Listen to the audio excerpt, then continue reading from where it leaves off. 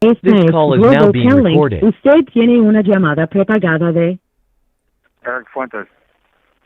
un individuo encarcelado en de la prisión estatal de Centinela, California. Esta llamada y su número de teléfono será controlada y grabada. You have a prepaid call. You will not be charged for this call. Para aceptar esta llamada, diga o oprima ahora el 5. Gracias por utilizar Global Tel Link. Hello, Hello. Eric Fuentes. Hey, Wendy. Hey, you know that's funny, right? Yeah. Because like all my buddies on the yard now, when they call me, they'll be like Eric Fuentes. I'll be like, what the hell? I'm like, where did this come from? You know? I'm like, it's funny.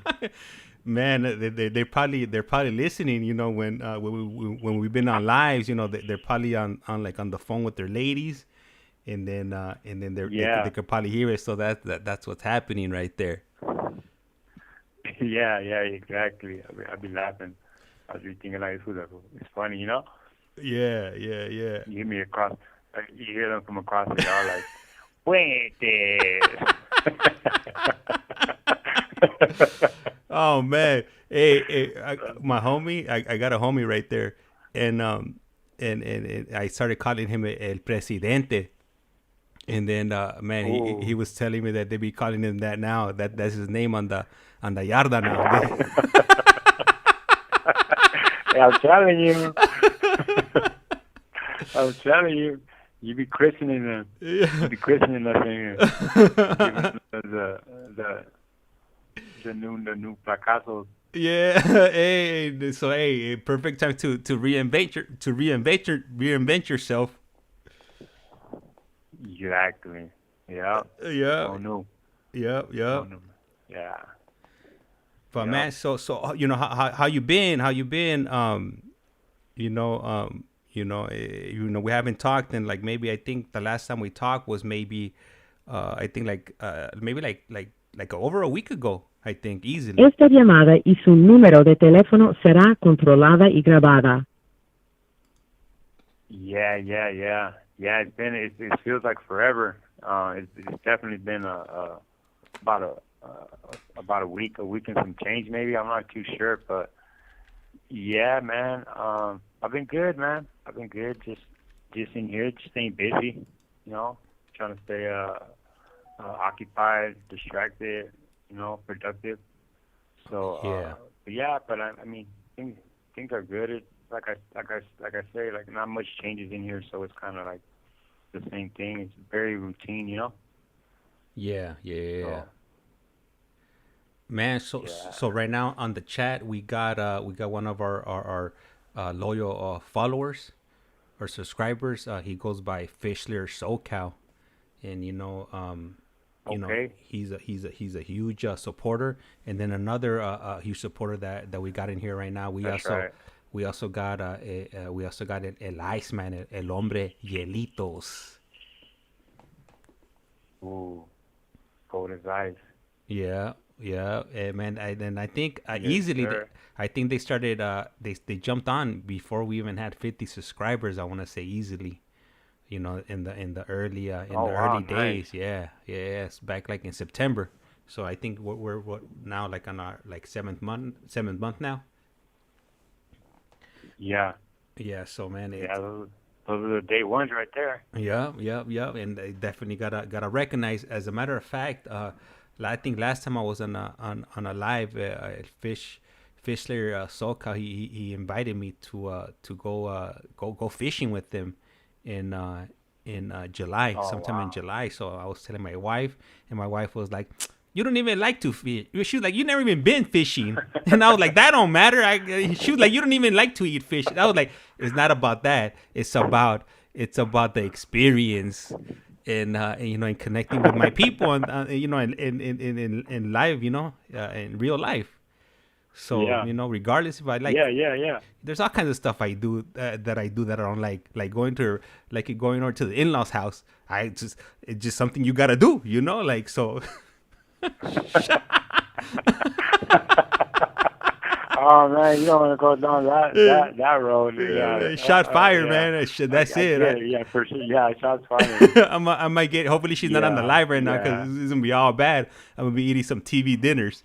But Mhm. I was just using that as an example, not as a. Yeah. Come knocking on the door right now. Right. Right. Yeah. Yeah. Good cleanup. Yeah. Yeah. For sure. Yeah. Yeah. No. Yeah. Most definitely, man. It's about the experience. You know.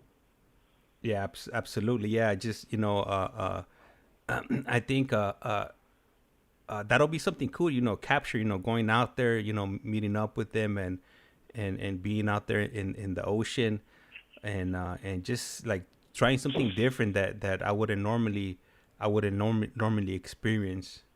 So just just the thought of it, I think it would be a cool experience.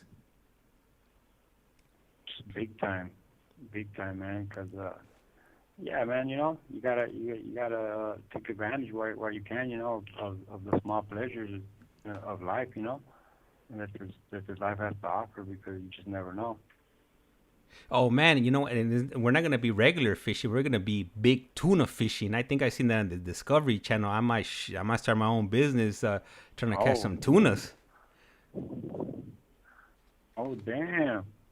Oh yeah, yeah. Man, don't they go fishing right there? Like right there in Baja, or the Gulf, right there, for the tuna. Yeah. You know what? Now they mentioned it makes sense. Because he's from San Diego, or he works in San Diego, so that's just right. That's just like a stone throw away. Right there, man. Man, that sounds lovely right there. Man, well, if it cracks, then man, definitely I'll make sure I'll shoot some clips over to you, so I could share that experience with you. Oh yeah. Man, you know what? And I just noticed something on the GTL app. I'm not sure if your people told you about it yet, but there was recently an update. In the last, I would say in the last few days, for the GTL, the messaging app. Now it shows as Viapath or Viapath, and what they did was, so before you could type 2,000 characters on the messages.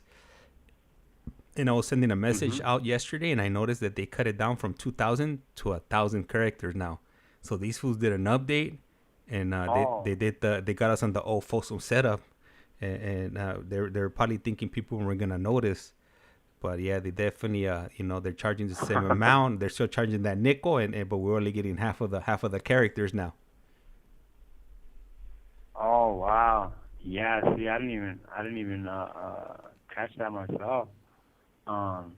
Yeah, that's crazy. Yeah, I'm telling you, man, they're good, whatever they can. Yeah. Get away with. Hey, let me ask you something, because I'm not. This is a word that I've been hearing on YouTube a lot.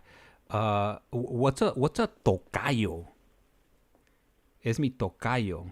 Oh, tocayo. Yeah. Tocayo. Like somebody that has like the same name as you. Órale. So okay. All right.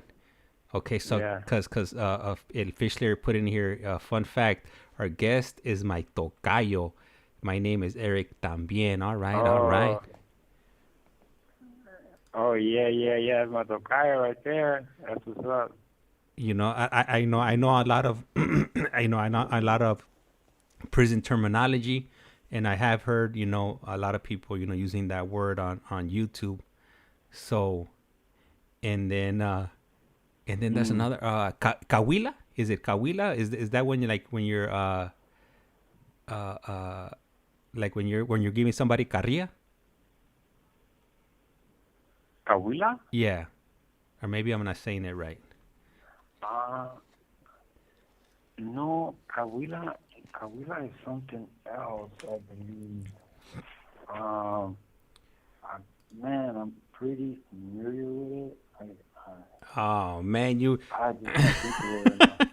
Oh man, come on! You're not you didn't keep up to date with the Nawa. Yeah. I Hey, I know that. I think you were keeping up. You were you were looking at the Mayan. You were reading up on the Mayan talk. Yeah. The dialect. I was on the. Yeah. I was using different dialects. There it is. I'm gonna have to. I'm gonna have to ask my girl about that one because she be knowing.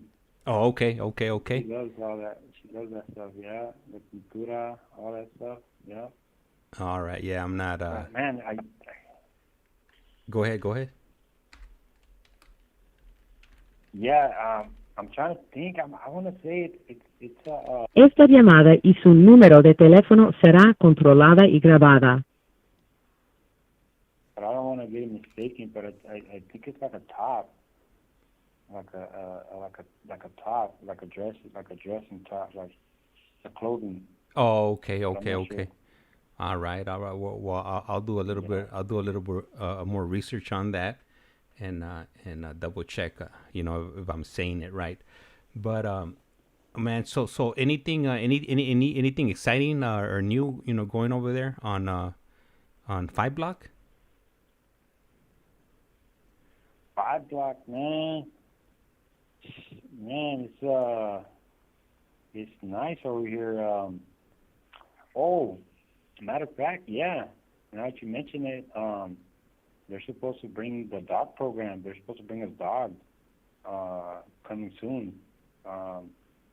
So we're gonna be training dogs in here. Like we're gonna have a dog program. I'm not sure how many dogs, but yeah, they're bringing dogs to the yard now. And then we're gonna whoever signs up for the program, they're gonna teach them how to train them to be like service dogs, and then train them and then send them back out to the community. But that's the latest about that might be happening over here. They're gonna put that program in this block. So man, that's gonna be awesome because I was in a block. I've been in a block where they have dogs before at another prison, and man, it just changes the whole. It just changes the whole energy, the whole environment. It's like it's different, man. It brings out like a lot of goodness. Like man, like them dogs, like to feel their their love and stuff like that. Man, it'll just. It breaks dudes down here that that be like thinking like they're the hardest, and they see these dogs and it's like, whoa, you see, like what the hell? Like it brings the goodness out of people, and and it's so awesome to feel the love of these pets, man. Like licking on you, jumping on you, and things like that. It's very soothing and healing. It's so awesome, So I'm looking forward to that because we had them over there, and it's like you're having a bad day, and you just freaking run into one of these dogs, like come here, and man, your day just gets better, it just gets switched up all around, like playing with the dog, like oh shoot, like it's badass. You know what? I think with pets or animals in general, it being where you guys are at and bringing something that you guys wouldn't normally have an interaction with, it helps people. It helps them remember that at the end of the day we're still human, no matter where we're at, whether we're on the street or in prison or whatever you're going through. We're human. So maybe that's why like the vatos that are too sexy for their shirt right now, they let their guard down when Le queda un restante de 60 segundos. So yeah, most definitely. It helps them remember, that they're human, and not only that, they're getting a very good skill that they could use, when coming home. I'm not sure if you guys get this channel, but on TV there's I don't know, I'm not sure if it's on anymore, but they had this one show where parolees would go like to a shelter and groom stray dogs and whatnot and help them get adopted, I think. Yeah, that's awesome. Yeah, most definitely get back, pretty much giving back, try to get back to the community, try to get back after so much that, we've taken, If you could call back, ya se va a cortar la llamada. All right, so hey, shout out to everybody that's in the chat. I really appreciate you guys. At Fishler, SoCal, we got a ICEMAN, and then we also got our brother from up north. And I'm not talking about Northern California. I'm talking about farther past California, up close to Buffalo, New York, and Toronto. We got Michael. Hey, gracias, Michael. I really appreciate it. I haven't been able to do some lives in the last few days, but today I had actually tried to get ERICK to come on. I think either on Monday or Tuesday, but he wasn't available. So we worked out that he could come on Saturday, which is today. And there he is.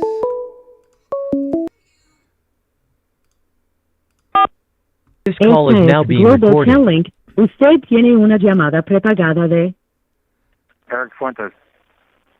Un individuo encarcelado de la prisión estatal de Centinela, California. Esta llamada y su número de teléfono será controlada y grabada. You have a prepaid call. You will not be charged for this call. Para aceptar esta llamada, diga o oprima ahora el... Gracias por utilizar Global Tel Link. Hello. Yeah. So we just had Michael tune in right now, and he's coming in from Toronto, Canada. He's been he's one of our newest members here, but he's been coming in the last maybe I would say like the last month or so, and really appreciate everybody that participates in the chat, because it helps us get pushed out into the YouTube algorithm and get a little bit more exposure. We just actually hit 2,000 subscribers a few days ago. And man, I remember when my only subscriber was my wife. She's the real day one right there. She was the first one. She would jump on these lives when there would be nobody on. So shout out to the firme ruca, my firme ruca. Yeah, heck yeah, most definitely, man. That's awesome. And I don't give my wife enough praise, but if it wasn't for her, if she didn't encourage me when I told her about the vision, then maybe it wouldn't even happen. But she also gave me the okay. I told her the idea that I had, that I wanted to start doing these phone calls with people that were, or individuals that were incarcerated, and she was like, hell yeah, do it.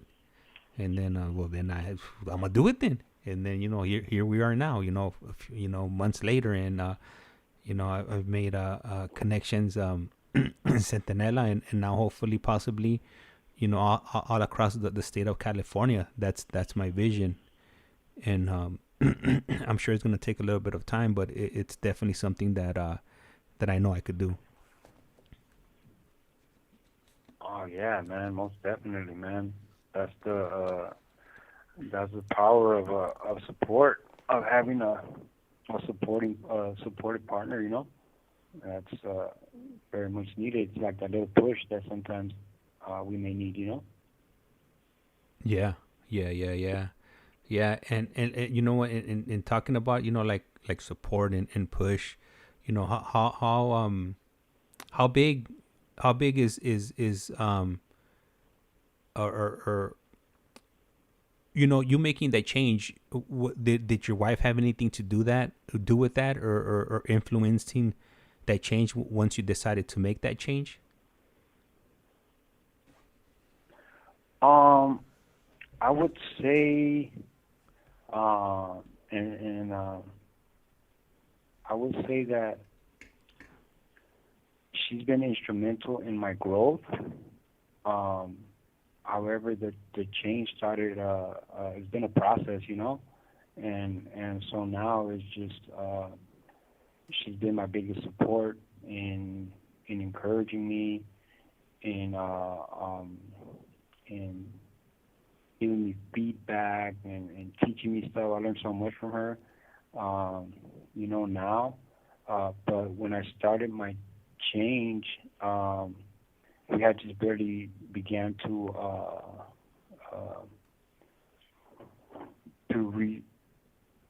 reconnect, So it was like she caught me at the best time already, where I was already on my way, and now it's just been a lot of support and encouragement, and like a lot of affirming, man, I'm so proud of you, how far you've come, and I'm so happy that you made it to this point, because I don't think she would have put up with my shit before. If I was still in my bullshit, she would have been like, hell nah, But no, but she's been in my corner for a long time, but it wasn't until like very much recently where we took the next step, in our relationship, and showing that kind of not support, because there's always been support, but just taking it to the next step, Yeah. Hey, Eric, give me one moment. I gotta run out to my living room to grab one of my phones, and for sure. And let me just run out there, and I'll be right back. But I want to go ahead and say this before I step away. We got El Fishler SoCal, and he says for my tocayo, and he dropped $10 on the books. So I'll go ahead and send that over in either tonight or tomorrow, and hopefully you'll get that on your books in the next few days. Oh, okay. So I'm not sure if I mentioned it to you previously, but sometimes some of our viewers, they'll go ahead and drop something on the chat, and then I'll send that over to whoever's on. So in this case, you're on, and he said he's saying that this is for you, so it's gonna go your way. Oh man, thank you so much. I appreciate that, Fish Layer, man, Tocayo. That's right. I truly appreciate your love, man. Thank you so much. Yeah, that's man, that caught me by surprise. I wasn't. I had no idea. I didn't know that people could do that, or they were doing that. So, man, I very much appreciate it. Thank you so much. Could definitely. Esta llamada y su número de teléfono será controlada y grabada. Put that on the tablet. My little messages and things like that. Some music. So yeah, thank you so much. I appreciate that. And yeah. Hey, you know what? And yeah, and shout out to everybody. Yeah, you know what? And I want to say something about that also. So whenever like right now, a moment ago, Fischler he dropped $20 my way. So with that money, what I'm doing is like, I'm not spending it on myself. I'm spending it on these when I do these video visits, or like when Joe got released, El ICEMAN and Fischler, they dropped some money my way, and I used some of that to be able to fuel up my car or the rental. And so all right. Whenever they do send some money my way, that's what that money's being utilized for. Because like I'm not getting like, as far as like I don't have any when I'm doing these things that I'm doing, I don't have like any financial backing from any outside organization. It's just pretty much me on the strength, and then whatever our listeners or viewers send my way. And Yeah. those are the things that are happening with with that money. Once once YouTube gets their cut, and then I get whatever is coming my way. So I do appreciate whenever they do something like that out of the kindness of their heart. It's not required, and I'm not asking, but I do appreciate it. No, heck yeah. No, most definitely, man. Yeah, that's super touching, very much appreciated, and that's good. Yeah, I mean, it helps, it helps in being able to do this, for you and investing it back in, that's awesome, I mean, I'm sure that the help is much appreciated. Makes things feel better, Yeah, absolutely. And and when I started this, I don't think I even envisioned, actually going out there and meeting up with you guys when you guys come out. That was like a vision that came after. Right. Like I thought I was gonna be at the home just chilling. I'm gonna be like, taking phone calls, and I'm gonna be right with the air conditioner. But nah, like the plan, the plans changed. Yeah. Yeah. Yeah. Yeah. No, that's how it goes. It's it evolves. It turns into something bigger. When you have a vision, it just continues to evolve, and man, great things come out of it. So I think that's what's occurring, man, so far from the direction that this has gone. I think it's a great thing, I think it's a good thing. Absolutely. And we're getting a call right now, so I'm gonna go ahead and pick it up. Hopefully, my system's set up and everything's working. Hello. Oh shoot. Hello. Yeah. Oh yeah. Hey, do you know who that is, Eric? Do you recognize the voice? I gotta keep listening. Who is Oh it? man, I don't know if I know Eric by Eric, so I don't know if he'll know my voice. I don't even know if we knew each other, Everybody. Esta llamada y su número de teléfono será controlada y grabada. Oh, is that Joe? Yo, Yeah. Yeah, I recognize you. Yeah, man, I'm the one that came from Tehachapi. Oh, Tehachapi. Okay. I think I know who you are. Yeah. Skinny. Yeah. Kind of skinny, kind of dark. Had the Levi's before everyone had the Levi's. Yeah. Okay, yeah, man. yeah. I know now. Yeah. I know now, bro. And I know. I was hearing the live, so I know when you said you appreciated the $10. Like I was there, and it is overwhelming and it's touching, and it doesn't even matter what the amount is, No, heck no. It's really more of the gesture, Yeah. Like it's Yeah. And you got a good tocayo, bro. Let me tell you, you got a great tocayo right there, man. Yeah. It's the ERICK, it goes with the name.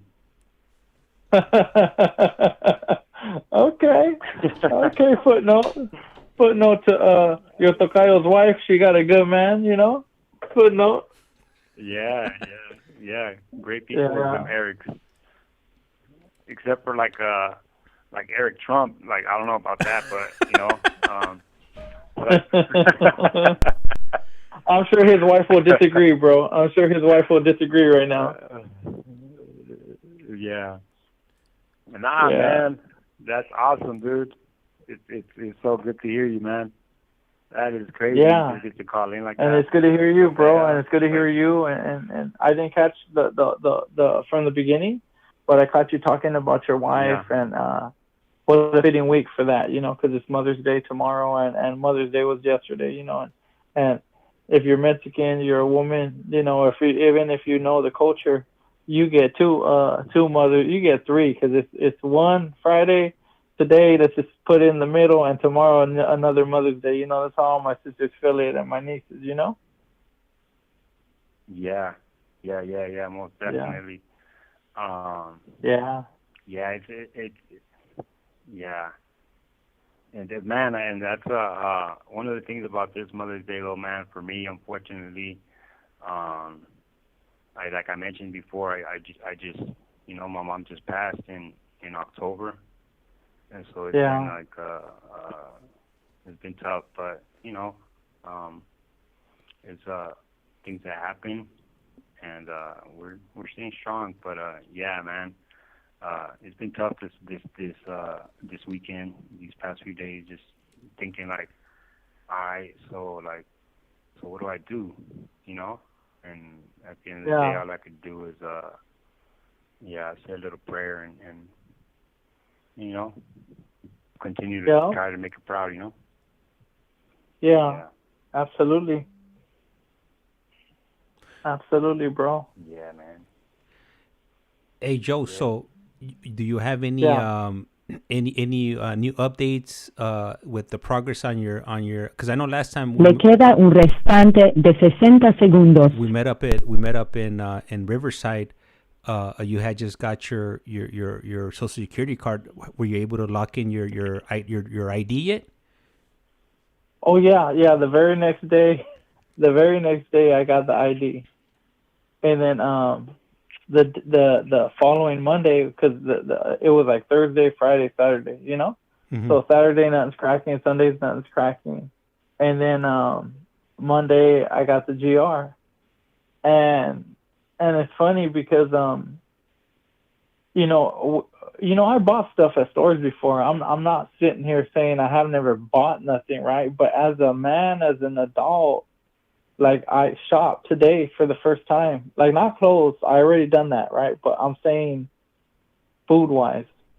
I went out, bought groceries, and it felt good, bro. And I didn't throw the 2 receipts away. I kept both receipts. I don't know how long I'm gonna keep them for, but they were special to me, Yeah. It felt special. Yeah. We're gonna have to laminate those. Did you record it? Did you record any of that? You in the store, shopping? Because I'm pretty sure, like you got like I know the selection. I know. I didn't record it, bro. Nah. I did not record it, but it's good because the first one was at Target and it was food, and I didn't know how to swipe the card. The lady grabbed the card and swiped it for me. Oh, she's like, okay. Put in your code. And James, I bullshit you not, I picked her. I seen a young girl, and I said, oh no, she's not gonna understand, Yeah. And then I seen a fool, and I was like, oh, he's not gonna get. And then I seen it like a mom, like an older woman. Yeah. And I go, I'm going right to her, because if she sees me struggling, I could just tell her like, hey, I don't know what I'm doing. I just got out, And I didn't have to tell her. She seen me, and she just said, give me the card, and she probably been there and done it before, and let me help this fool out. He's just coming back to us, Let me patch the other call through. This call is now being recorded. Usted tiene una llamada prepagada de Eric Fuentes. un individuo encarcelado de la prisión estatal de Centinela, California. Esta llamada y su número de teléfono será controlada y grabada. You have a prepaid call. You will not be charged for this call. Para aceptar esta llamada, diga o oprima ahora el 5.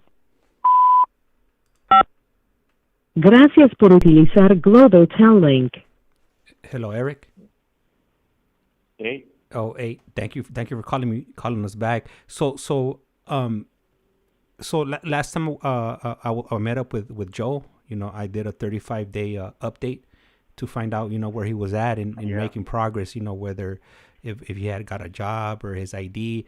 But unfortunately, he wasn't able to get a job because, if you don't have an ID and a Social Security card, that's definitely going to be a roadblock, in being able to, get hired. And I wanted to ask you, because, having your documents, your birth certificate and Social Security card are important when you come home. Is that something that you have ready for the day that you do come home? So like that you could go ahead and, reestablish yourself as soon as possible? Yeah, I believe that all of my paperwork, like my social, I know my social by memory, right? I don't know how, somehow I learned it when I was younger, but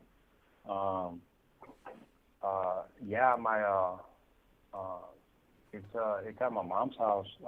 She has all my stuff, so pretty much my brother has it now, and so yeah, man, those documents are super important. So yeah, they're safe and sound at the house out there, and yeah, those are definitely going to be very much needed once I get out. But as far as my ID, I think that's something I'm going to have to get once I hit the streets. You know, I'm going to have to go do the whole DMV visit and do all that and go from there. But I heard that for like the meantime, they let you you're able to skate with like your prison ID as far as identification while you get your California ID or whatnot. That's the negative, Eric. That prison ID doesn't get. They give it to you. They take a picture of you in R&R the day you get released, and they give it to you and they tell you, hey, here's this ID until you get your ID. It will be sufficient. And then when you get out to the real world, like even the Social Security, right? If you had an ID before, a California ID, or you had a driver's license, then you shouldn't have no problem because you're already in the system. They're gonna find you ASAP. But if you haven't, Social will tell you that ID is no good. That ID is no good. We don't recognize it. Dang. Just a heads up. Yeah, I'm just giving you a heads up so you can start sharing with the fellas in there, if the ones that don't know. But like I said, most people have had an ID, so you won't have that problem if you've had an ID before. Okay. Yeah. See, I would never known. I still would have been under like, oh yeah, we're good because we're so uninformed in here. You know, like we really don't get. And this is the beauty of having this type of access and to you and you sharing, you know, like what it's really like. Yeah. And can you do me a favor, Eric, since we're right here? Can you just share with all the fellas that I can't text nobody because I'm still waiting on my ID and the GTL.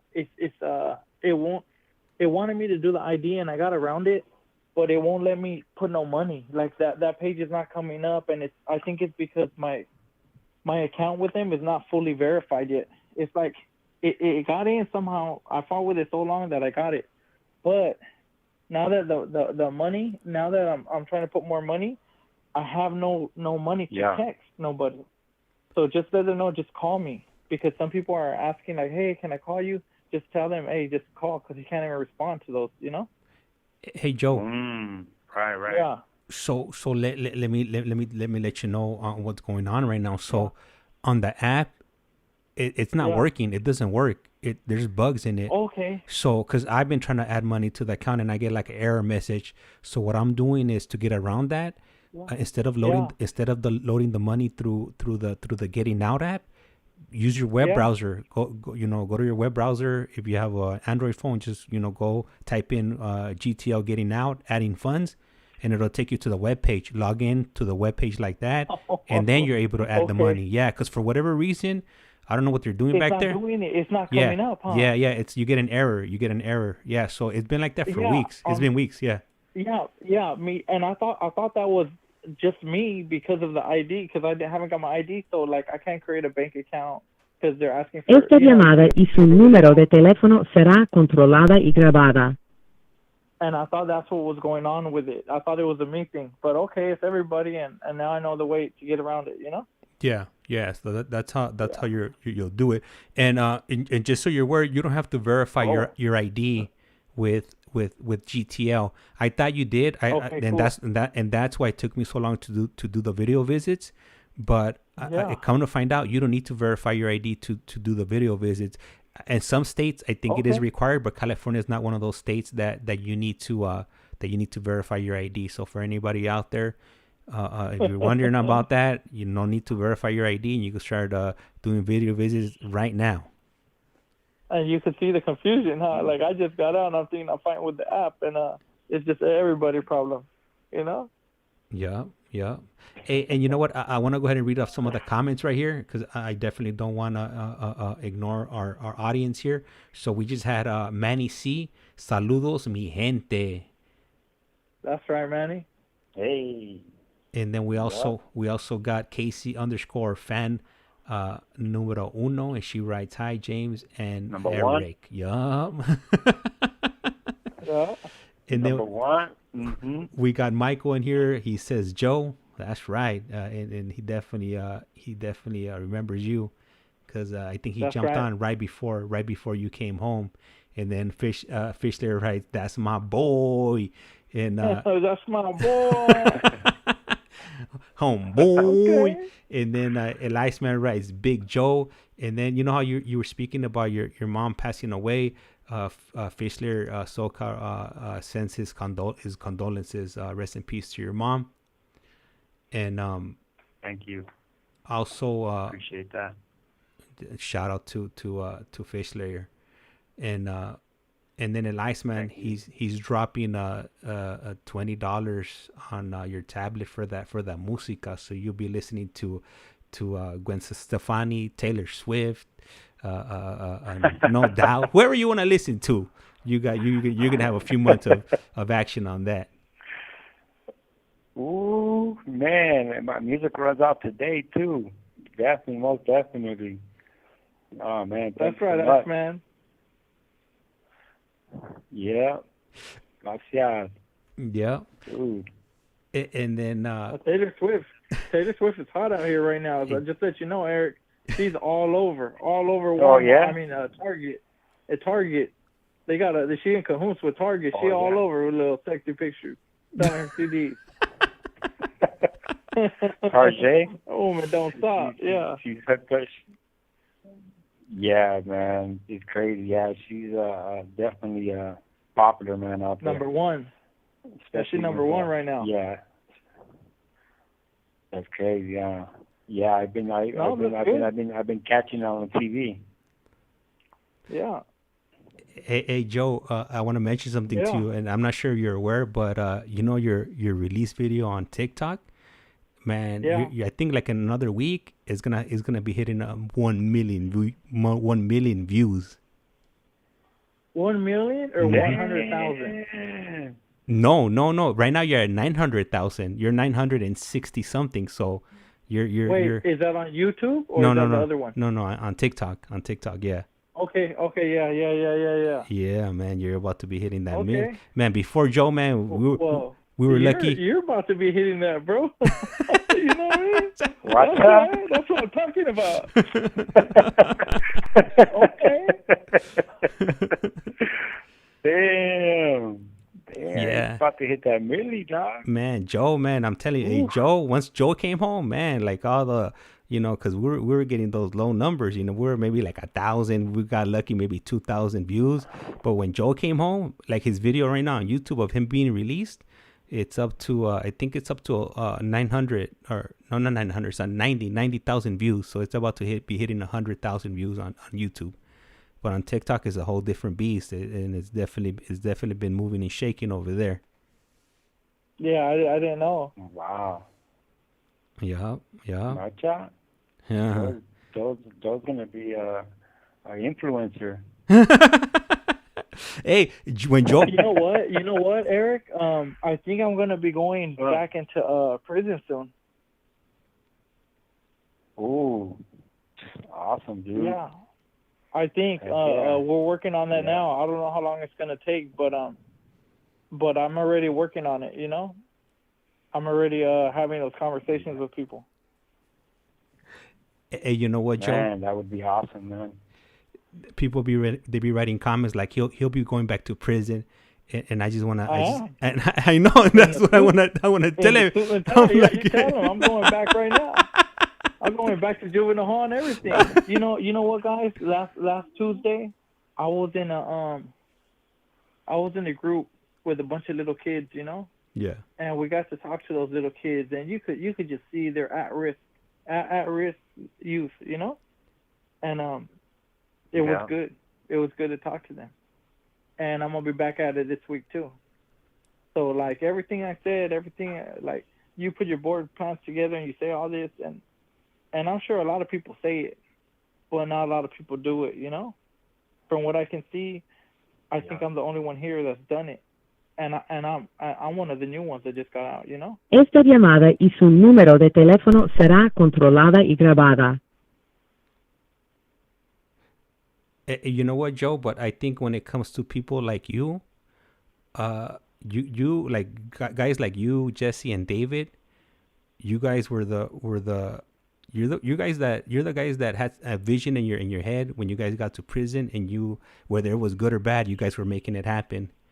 And when you guys ended up on in Centinela D yard, and instead of using all that potential you guys had for negative, you guys were using it for positive. You guys were running these groups, attending CGA and all these programs that are being offered either by the prison or from outside entities, and you guys were making that happen. So I'm not surprised now that you're out now and you're actually doing something with your time, opposed to just wasting your time, locking yourself in a room all day and being stuck on your phone. Yeah. Mm-hmm.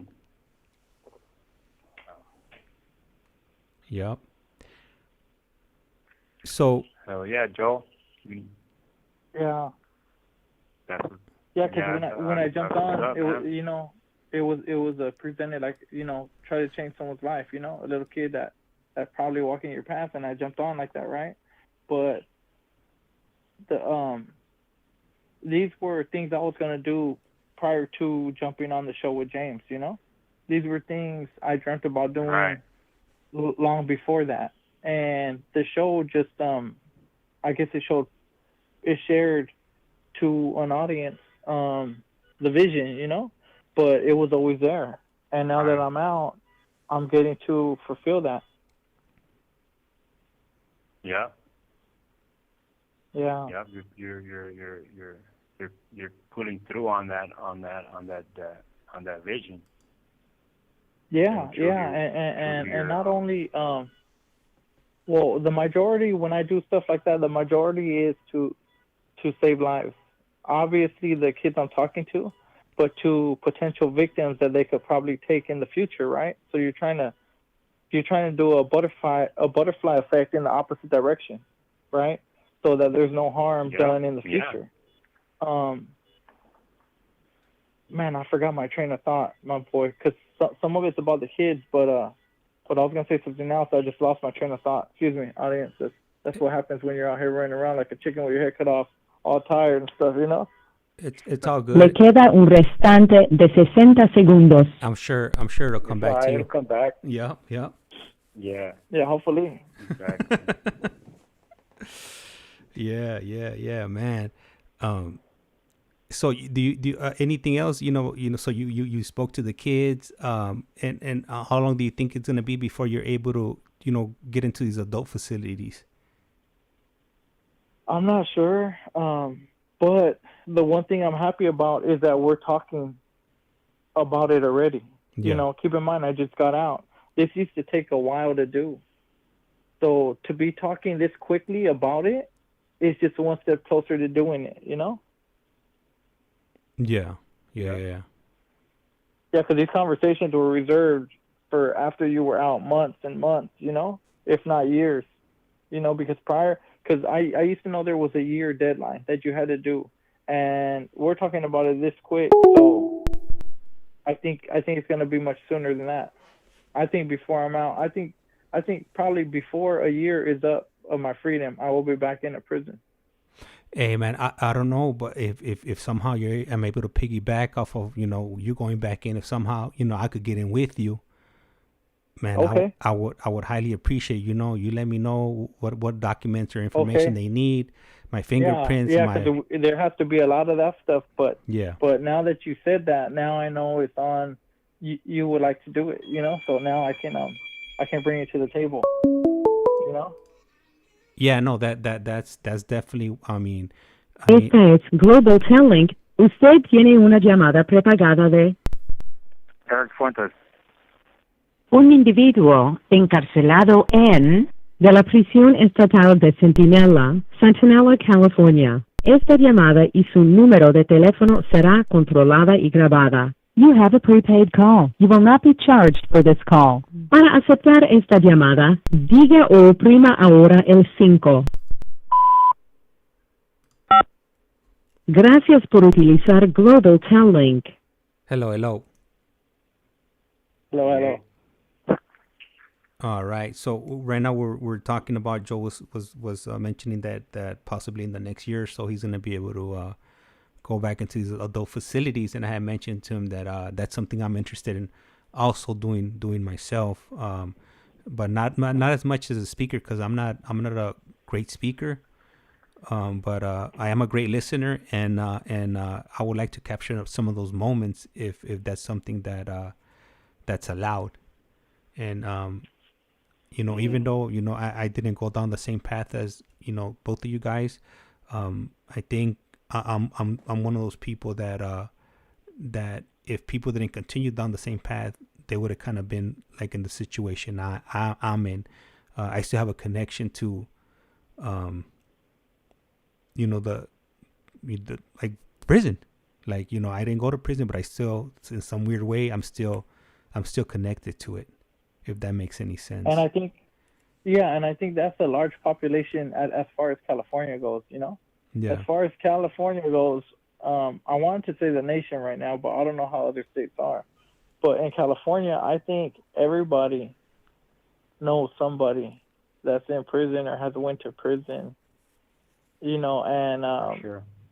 a lot of people know people that are condemned for life. Now, we all know we're coming home now, but that wasn't the case before. So California is the prison system is so deep that it's literally affected the whole state. Hey, Joe. Yeah. So I just read a message from Fistler. He said, "Hey, I'd love to go. I'd love to join too. So hey, we're gonna have to contract you to." Okay. Well, you're gonna have to chaperone us.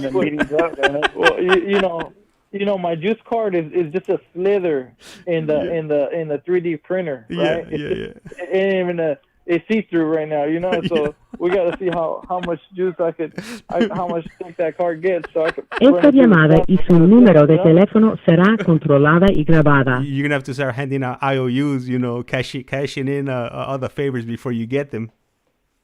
Yeah, So we'll see though, because volunteers. I don't know how far it goes, but I could see that working, because the line of business you are in, James, is trying to change lives. Yeah. So when I pitch that, I'm gonna say that, and then Fish Slayer got his thing he does, and I think that could be useful too, to try to get the door open for you guys. Yeah. Yeah. A ICEMAN said that instead of getting... We'll bring him along, too, for the muscles. We'll have him scared straight. He'll scare the kids. Yeah. Hey, a ICEMAN said that instead of them getting my fingerprints, me giving up my fingerprints, that I'm going to have to give up a sample of my brocha instead.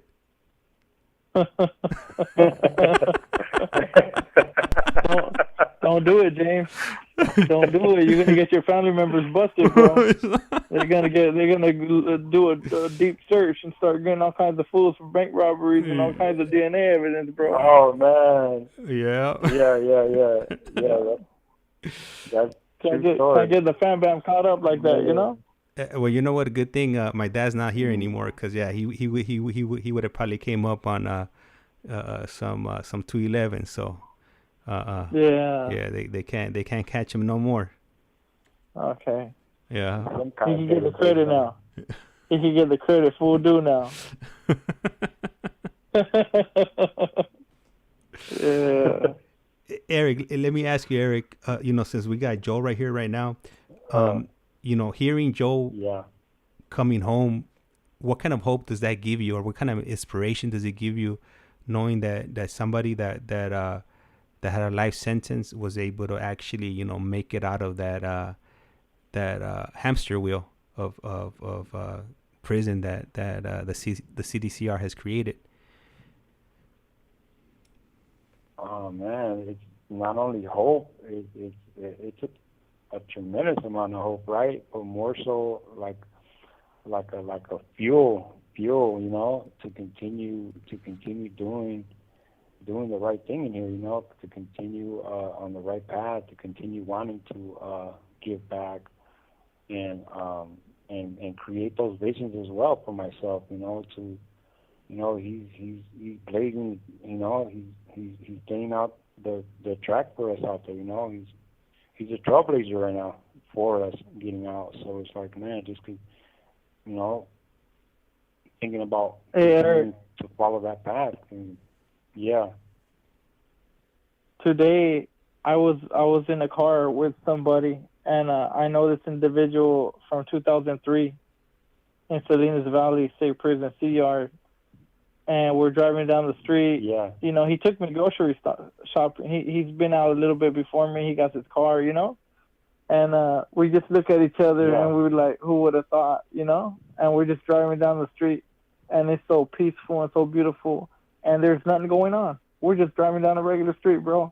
But knowing him from back then, and to know he made it out, and I don't know how much time he did, 25, 27, like I don't know what he did, but we made it out, and when you come out, that's the only thing that matters. Like everybody you're gonna meet that's coming out in your class, you just like damn, we made it out, bro. Like we finally here, you know.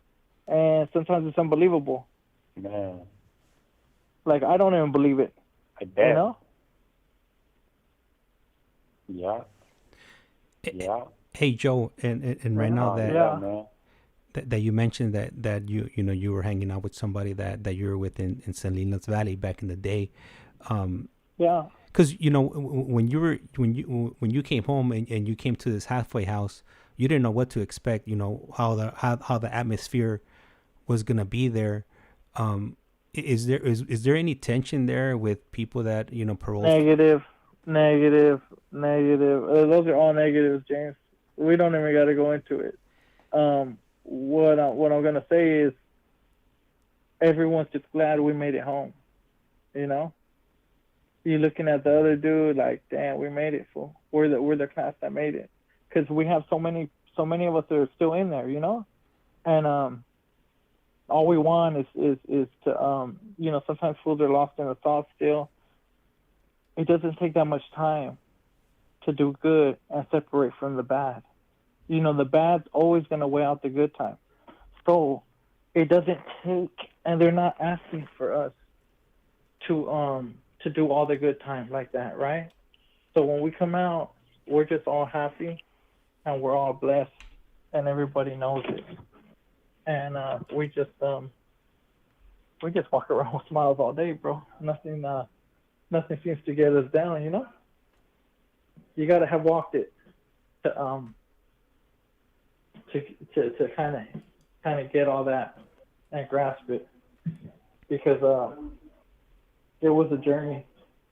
It was a journey for everybody, you know? Yeah. And the reason, I mean, I already knew the answer to that question.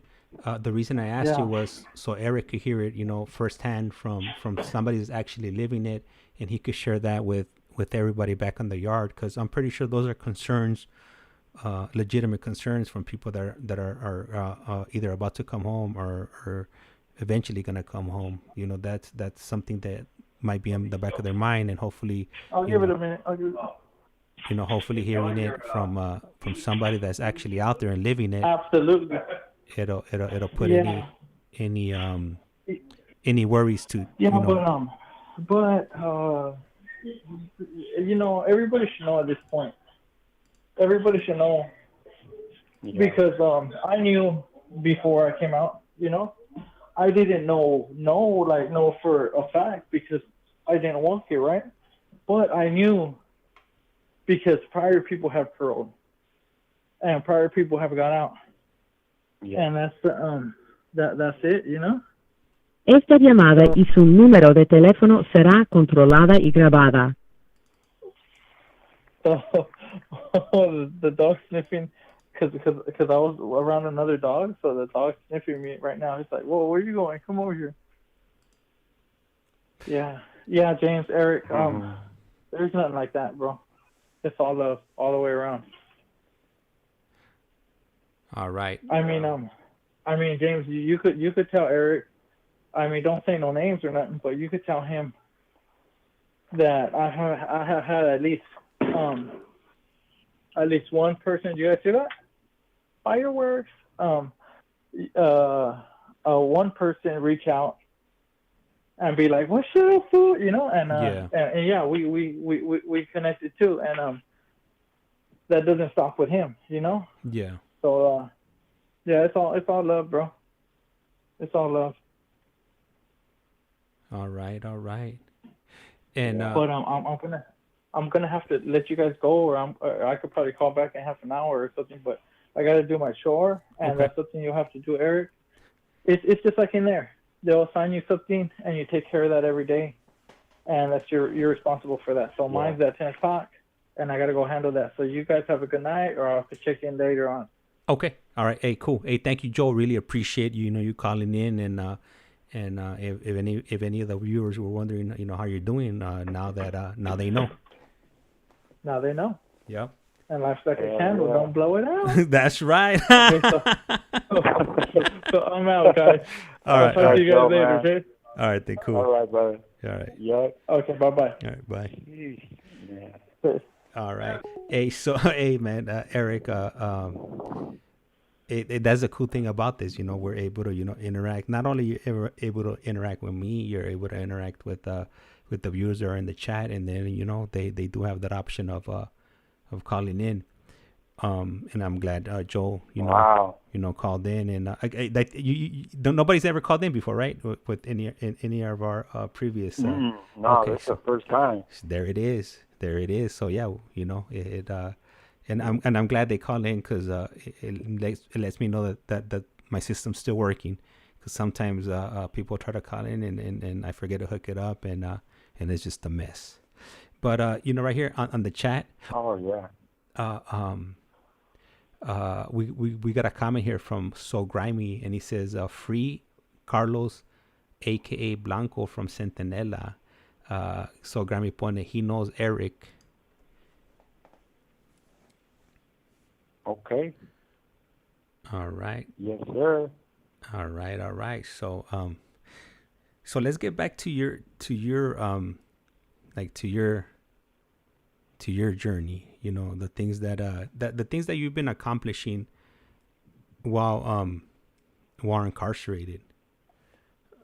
I know, like I read the comments, and they ask sometimes, if you got not you per se, but the individuals that come out on our stream, like if they obtained like any degrees, any vocational training, or maybe welding or anything. Are you participating in anything like that right now where you're at?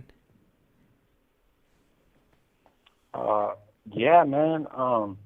Right now, I've been at this prison, right? I've been here a minute already. I left for like 2 years to go through the program that I'm doing right now. But, I was able to get my associate's degree here in psychology. I got my vocation in, computer-related technologies, pretty much a computer voc.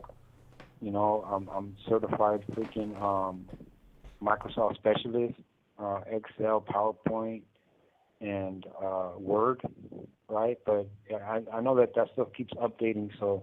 Le queda un restante de 60 segundos. My thing's from like 2018, so it might be a little different, but I'm very familiar with it still, so that's super helpful for me, because I know how it's technology out there now, so I know that's going to come in hand for me when I finally am able to hit the streets. But as of right now, what I'm doing right now is I'm getting my certification hours to be a fully certified substance use disorder counselor in here. And I'll tell you more about it when I call back right now. Okay. All right. So Cool. Hang us up. All righty. All right. All right. All right. So grimy. So you want me to ask Eric if he knows Blanco? I'll ask him again right now. From BAs. All right. Cool. I'll ask him when he gets back on the cuerno.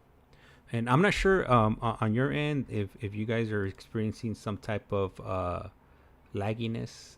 I'm getting a pop-up on my screen. I'm not sure why it's doing that, but hopefully it corrects itself. And if it is coming up laggy, hopefully it's just the video, not the audio, because the most important thing of this stream for me is Esta es Global Talent. Usted tiene una llamada prepagada de Eric Fuentes. This call is now being recorded. Encarcelado en de la prisión estatal de Centinela, California. Esta llamada y su número de teléfono será controlada y grabada. You have a prepaid call. You will not be charged for this call. Para aceptar esta llamada, diga o oprima ahora el 5.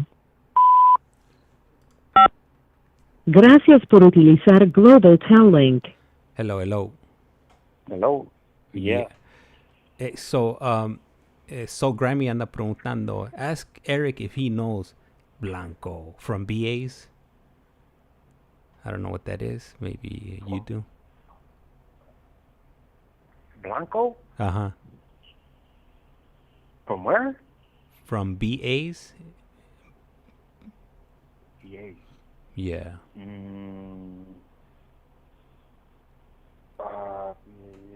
You could say like my daughter. Not too sure. No sé.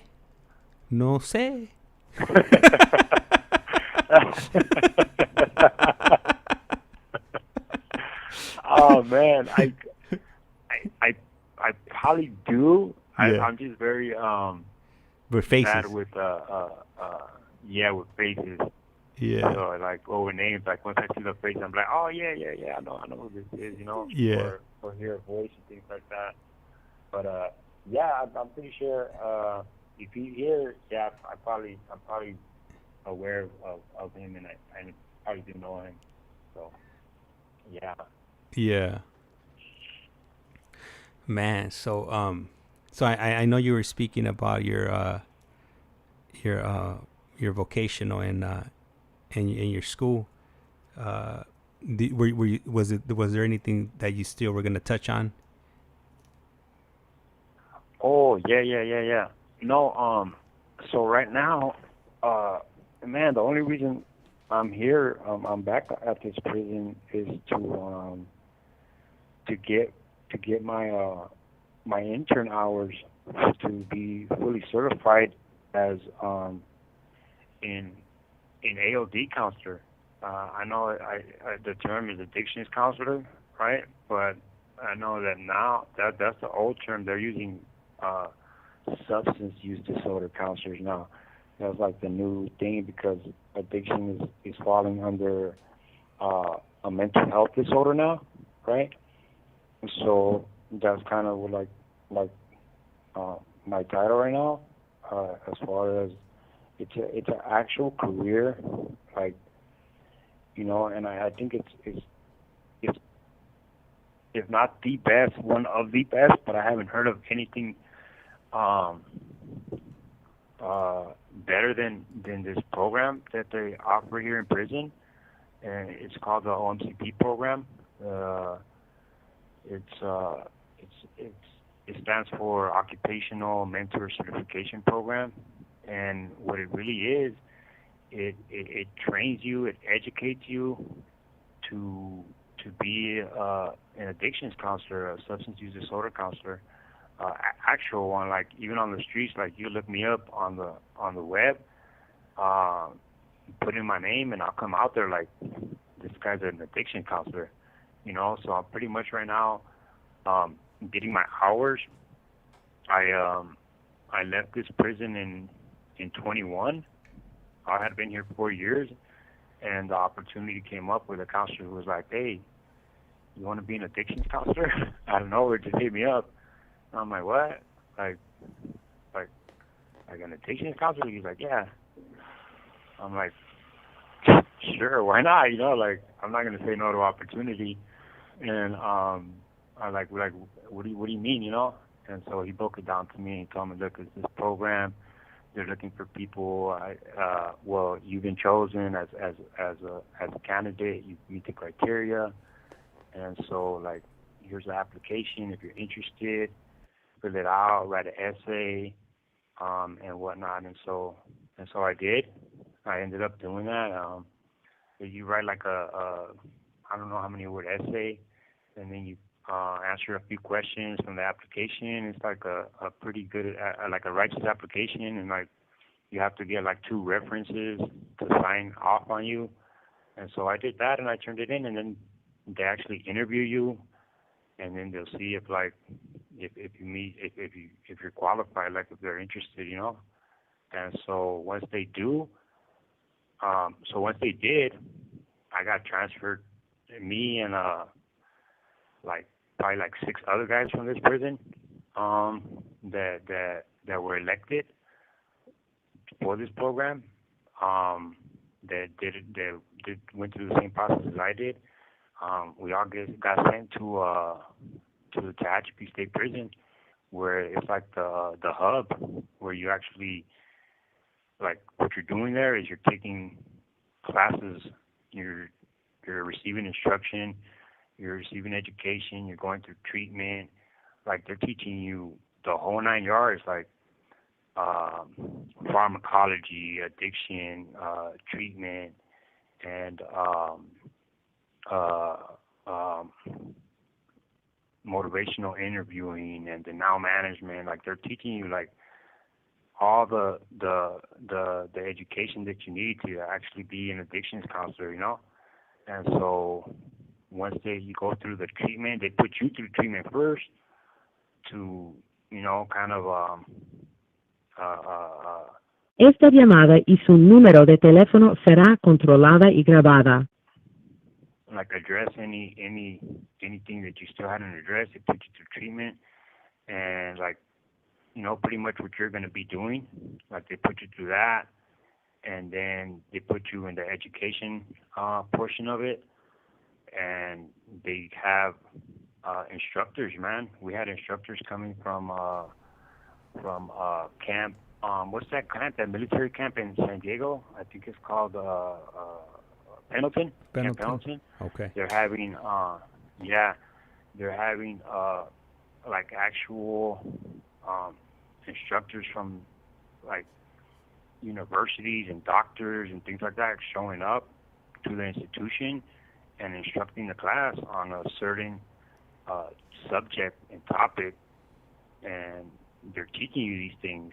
They're teaching you about empathy, you know, about mental health. They're teaching you about the DSM-5. They're just educating you. They're shooting all this stuff, and then once you get to the end of it, they'll let you take the exam.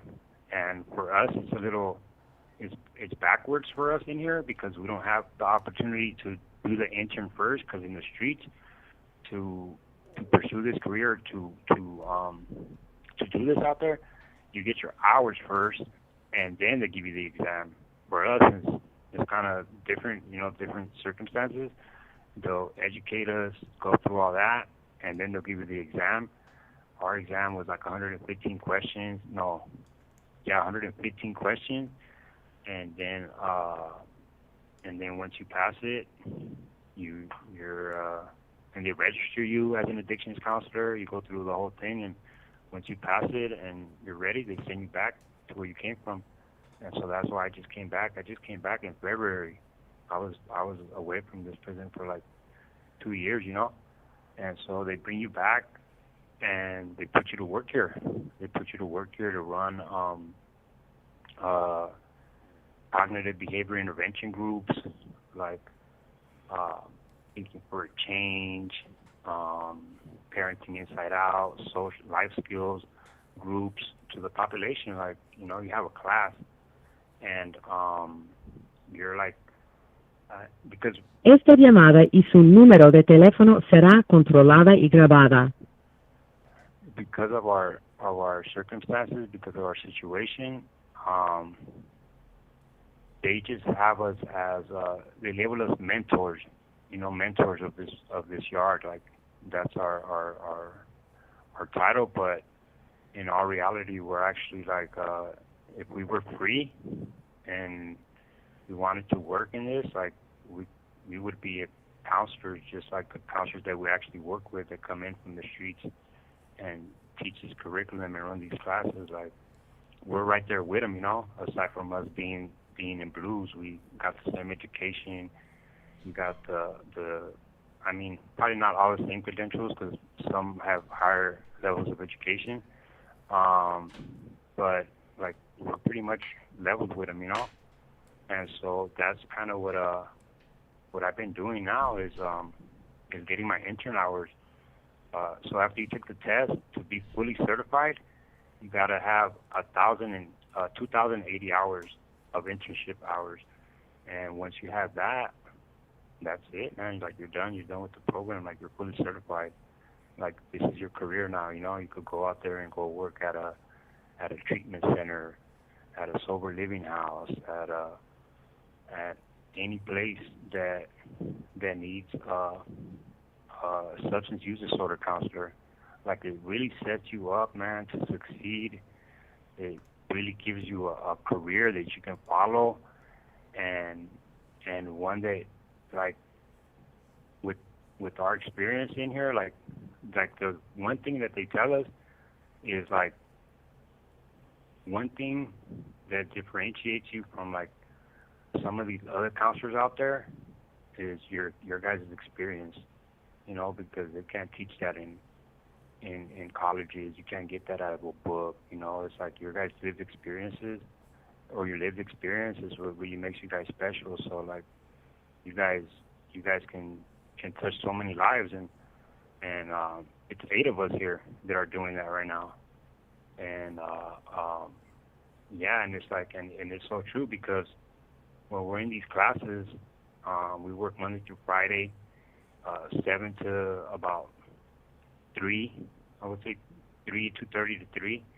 We're working and we're in the classes with the population, man. Those that are in the groups that they put in those groups that need it or that want to help themselves, or they want to change. Like we're in there teaching curriculum like a counselor, man, and it's something that I never thought I would be doing, and never did I see myself like that, but I'm so grateful to have been given the opportunity and to actually be doing that, man. And like you could see it too, like these guys in here, they're so receptive to somebody that's in their position in comparison to somebody else who's like that are like free, or like they don't have the same kind of background as they do. So it really hits.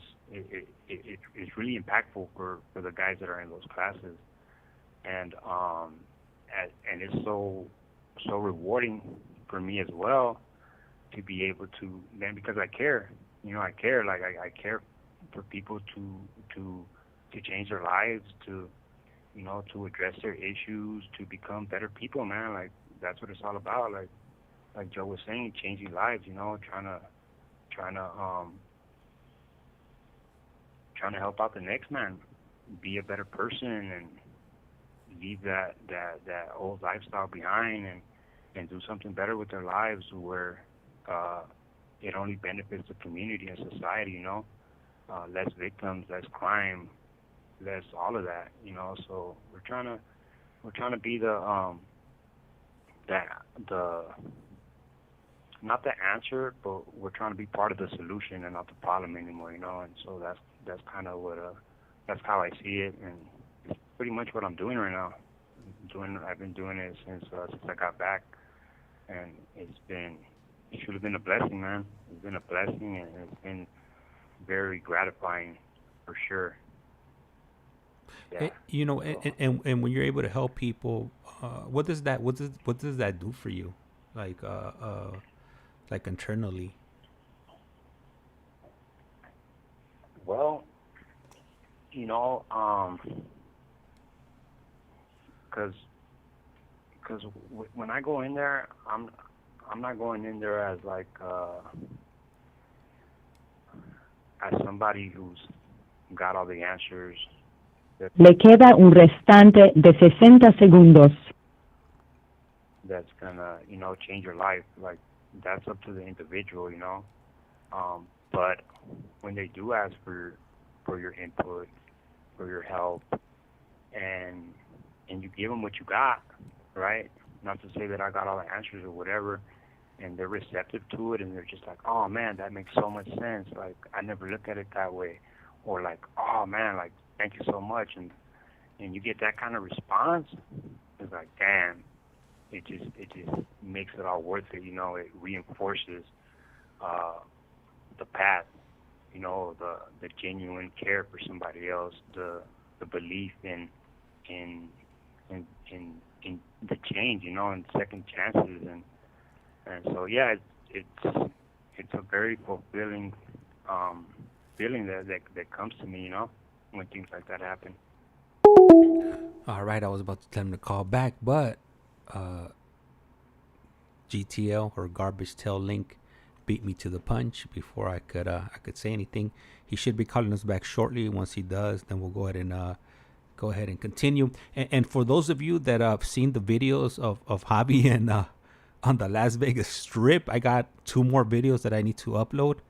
I think I recorded, how many did I upload? I uploaded 2. I think I recorded a total of 4.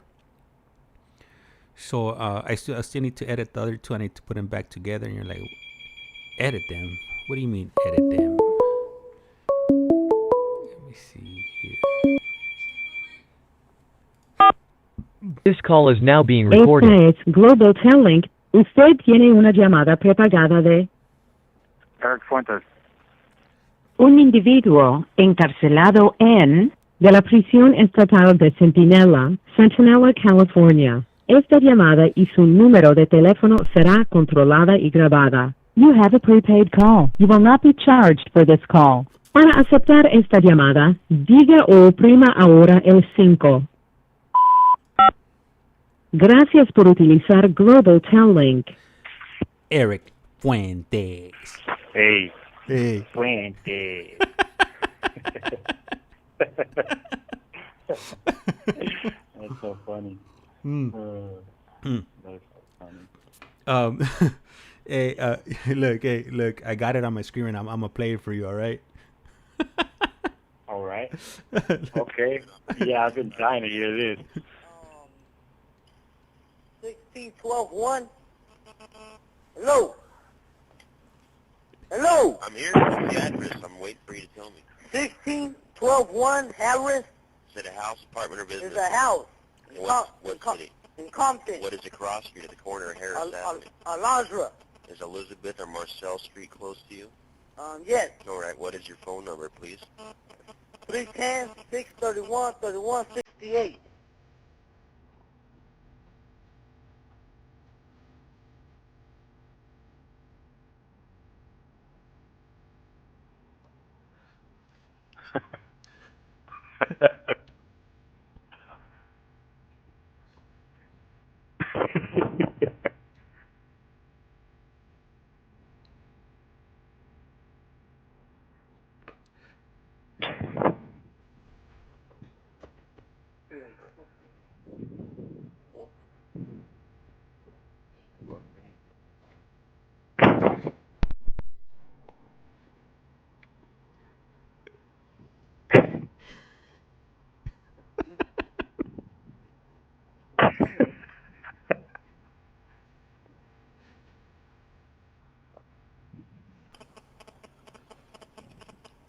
All right. Listen real carefully. We're on the way out to your house at 16121 South Harris Avenue, and that's in Compton. Does that sound correct to you? Yes. Hey, you don't gotta bring all that siren and shit. Just come like quiet and shit. Oh, yeah, okay.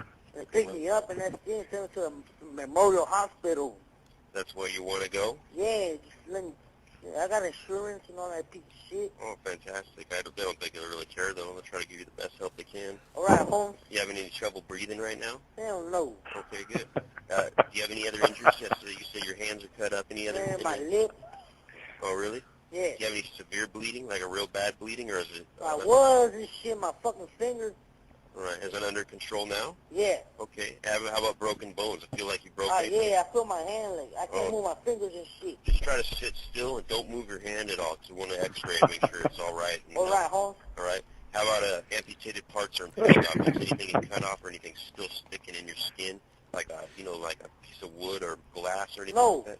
Any nausea, vomiting? You think you're gonna throw up at all? No. How about pale, cool, or sweaty skin, like you're going into shock? No. Okay. I feel like going to sleep and shit. All right. Well, sit there with the phone right now and wait for us to get there to help you out. If anything changes, just call us right back, okay? All right, listen. Esta llamada y su número de teléfono será controlada y grabada. All right, listen. Oh man, hold on. We didn't hear that last part when he said. Hold on. Let me see.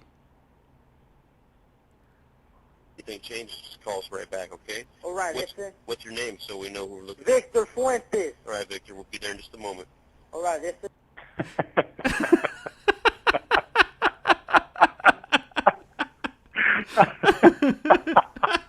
That's it.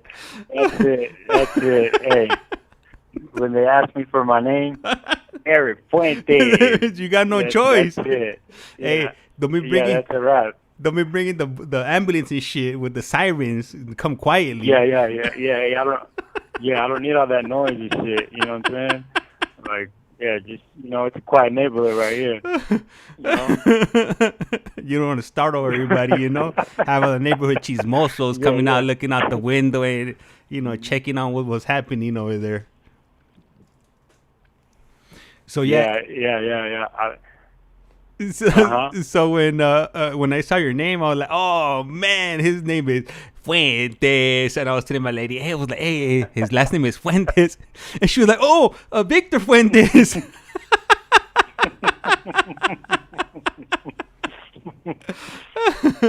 Oh man, hell yeah. Man, I don't need all that attention and shit. Nah, it's no bueno.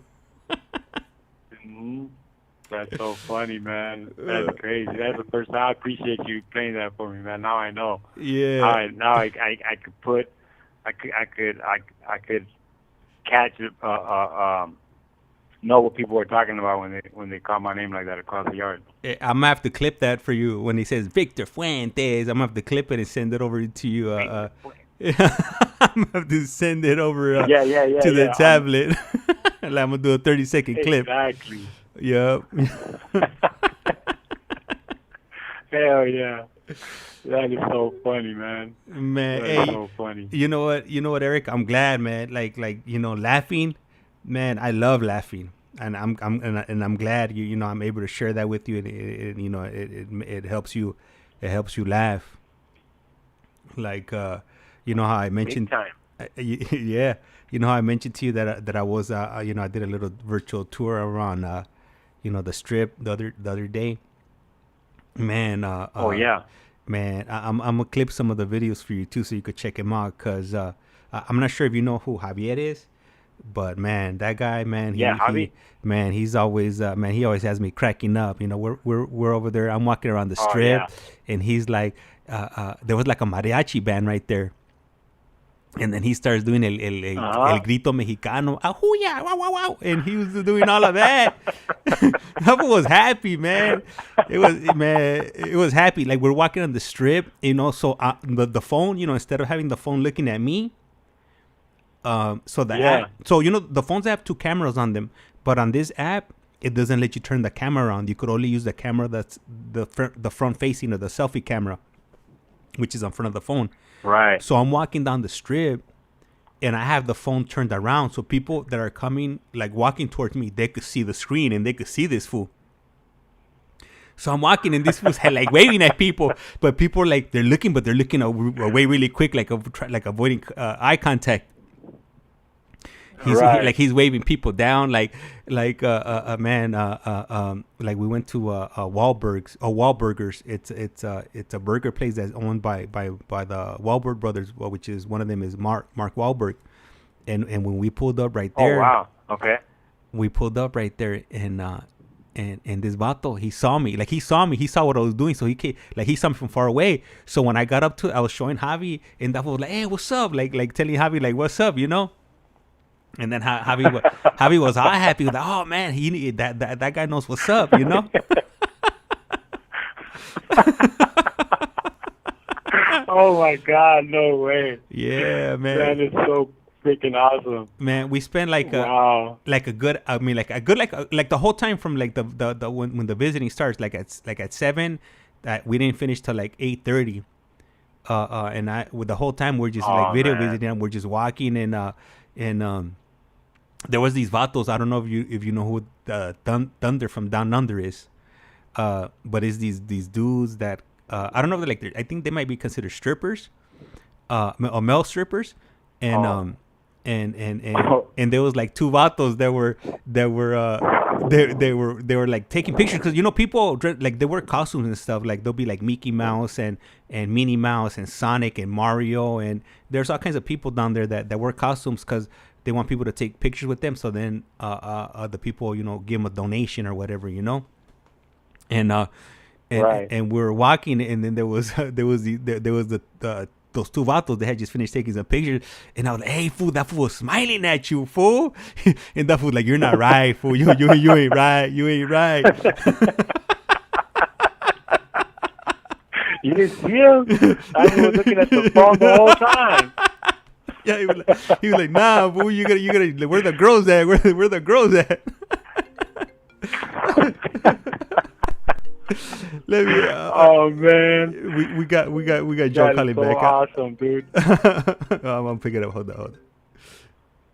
Hello. All right. Hello.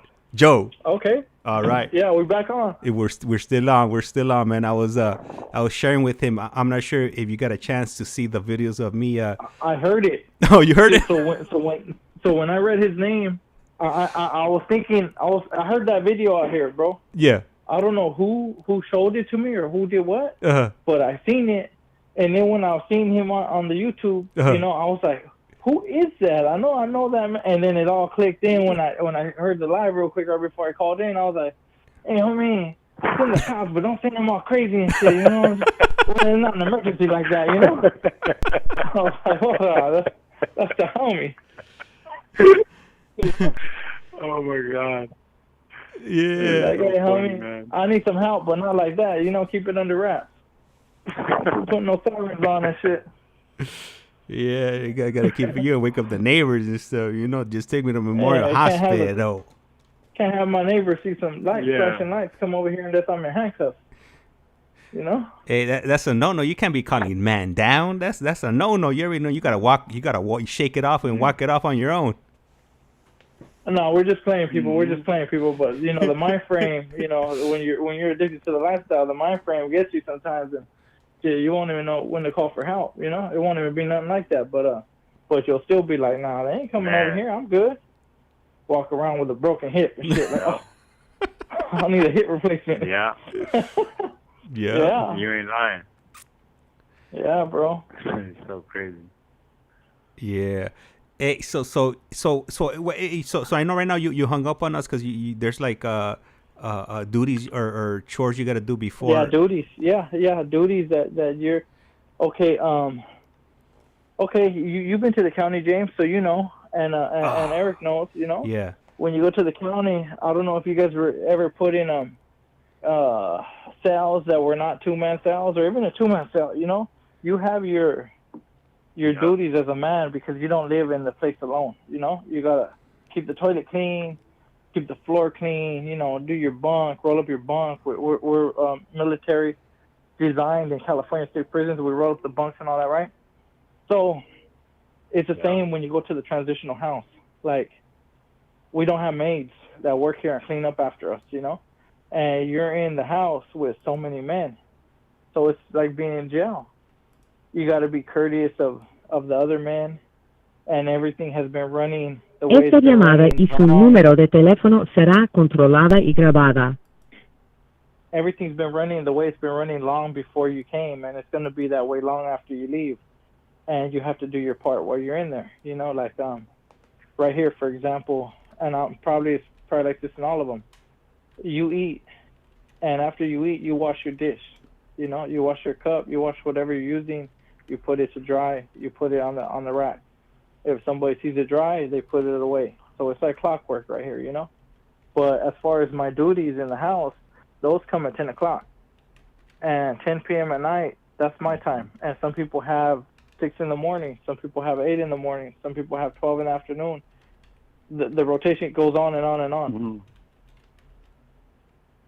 Yeah. Man.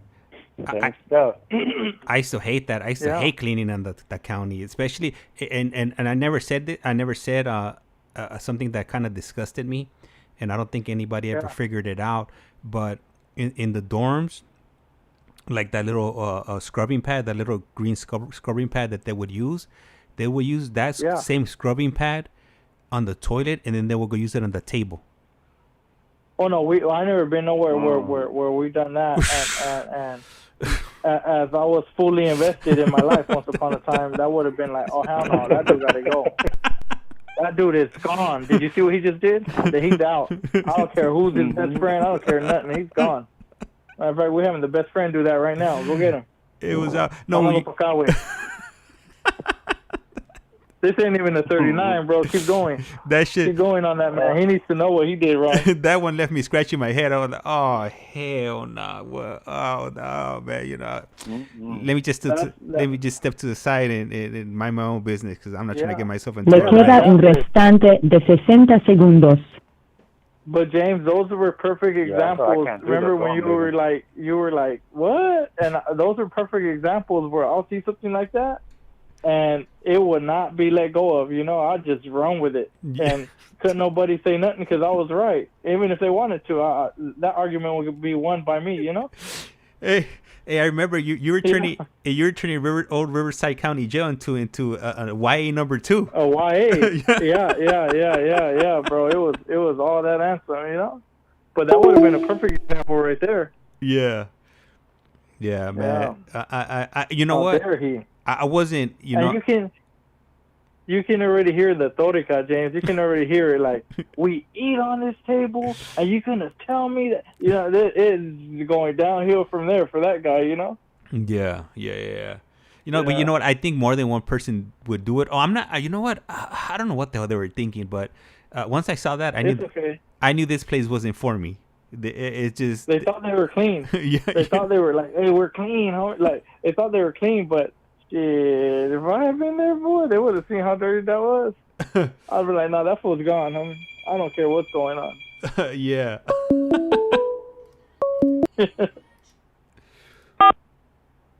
This call is now being recorded. Telling, usted tiene una llamada prepagada de Eric Fuentes.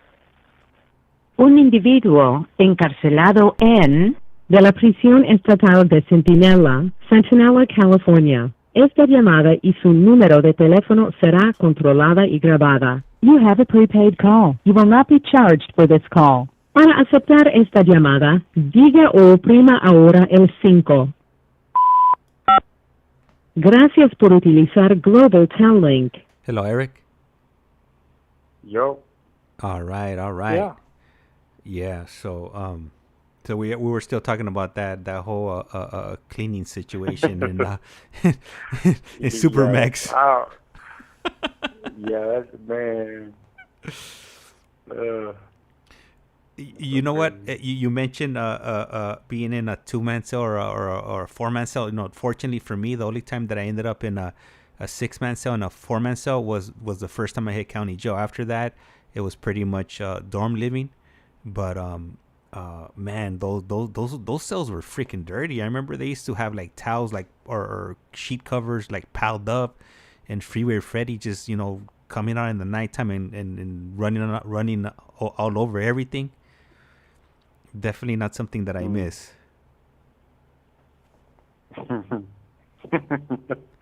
No. I used to get those guys, and I would leave them in the front door all day right there, you know. and I would do that. I was living with a family member, and we got like 3 of them back to back, like in the same week. Uh-huh. And I remember I just leave them right there, fool. Just leave them. And he'll be like, why? And I'll be like, so the other ones could know they come in here. This is what happens to them.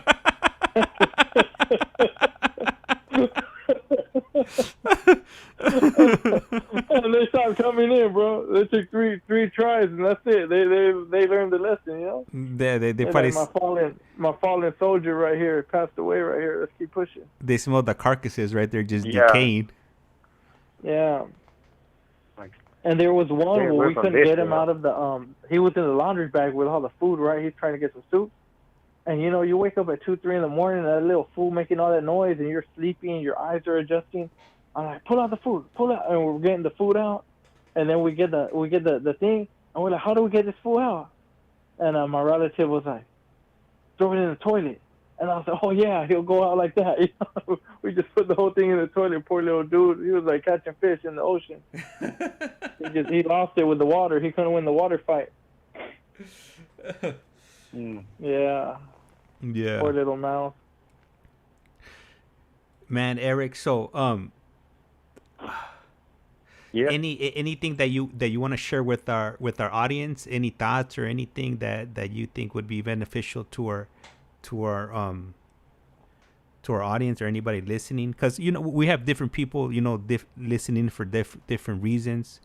You know, maybe somebody that's listening right now, they have a family member incarcerated, maybe a husband, brother, sister, or a friend, and I know like sometimes when we jump on these conversations, we have women or wives jumping on because they're curious about the things that happen back there, or maybe the reason some of their loved ones, you know, do the things that they do.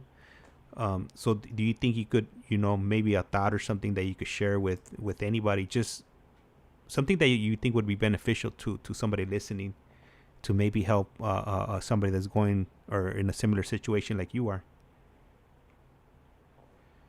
Oh man, most definitely. I think the biggest thing is reaching out, man. A quick hello, a quick you're being thought of, you know, a card, just showing support, just letting them know that they're not forgotten, you know, that there's still people that, even though, you know, we're behind these walls, like, being let know, like, you know, that you ain't forgotten, like that does something for us in here, you know. It helps us, you know, want to get our stuff together, you know, want to get back out there quicker to our loved ones, and it's motivation, you know. So I think just showing their support, that reaching out, saying hello, just checking up on your loved one or wherever it might be, like, it goes a long way, you know. I mean, at least that's what it is for me, you know. When I get like a message from somebody and it's like, hey, just wanted to check up on you, see how you're doing. It's like, oh shoot, like, okay, cool, like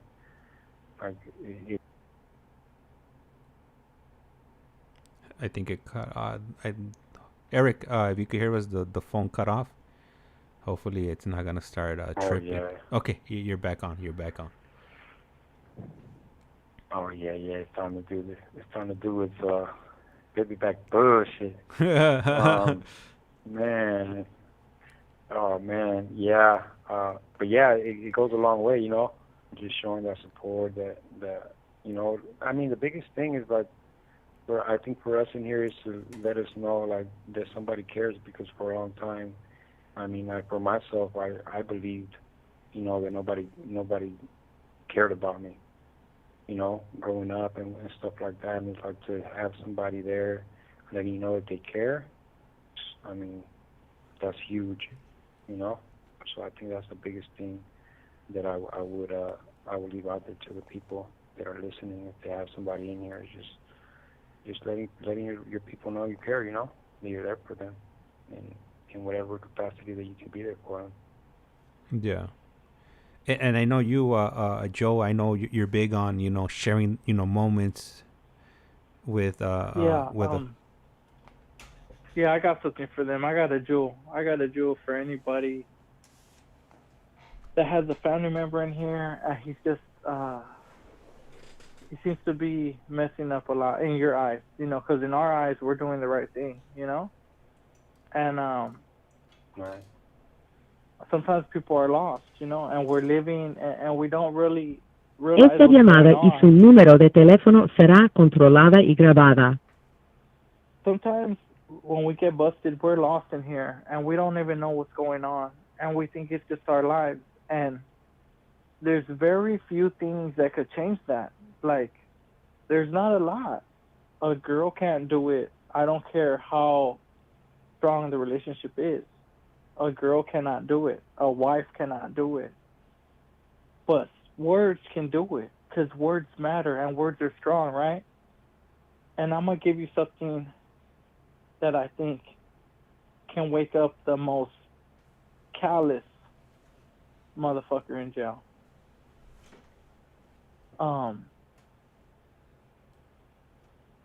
Let's pretend James is in jail, and let's pretend I'm his daughter.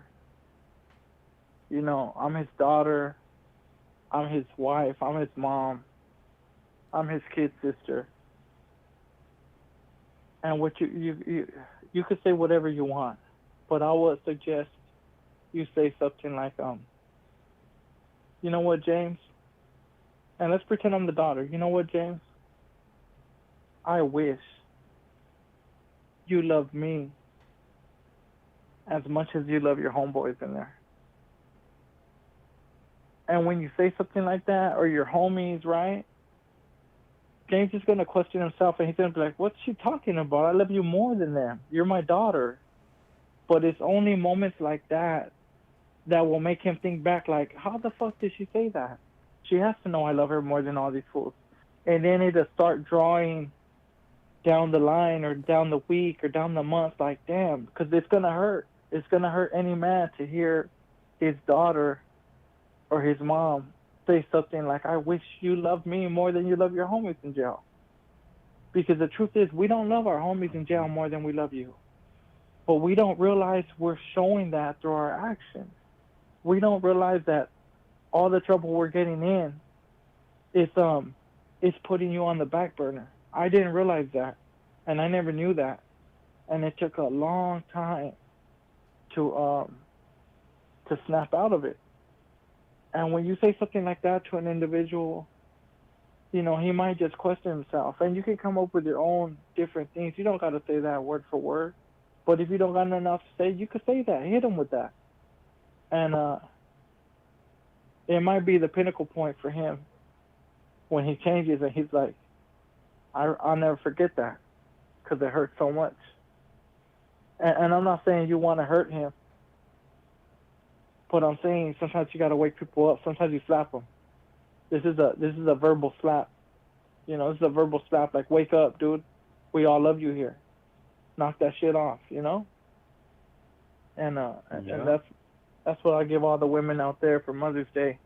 If they got somebody they love in jail that's just lost in the sauce and don't even realize that he's hurting you and hurting the family.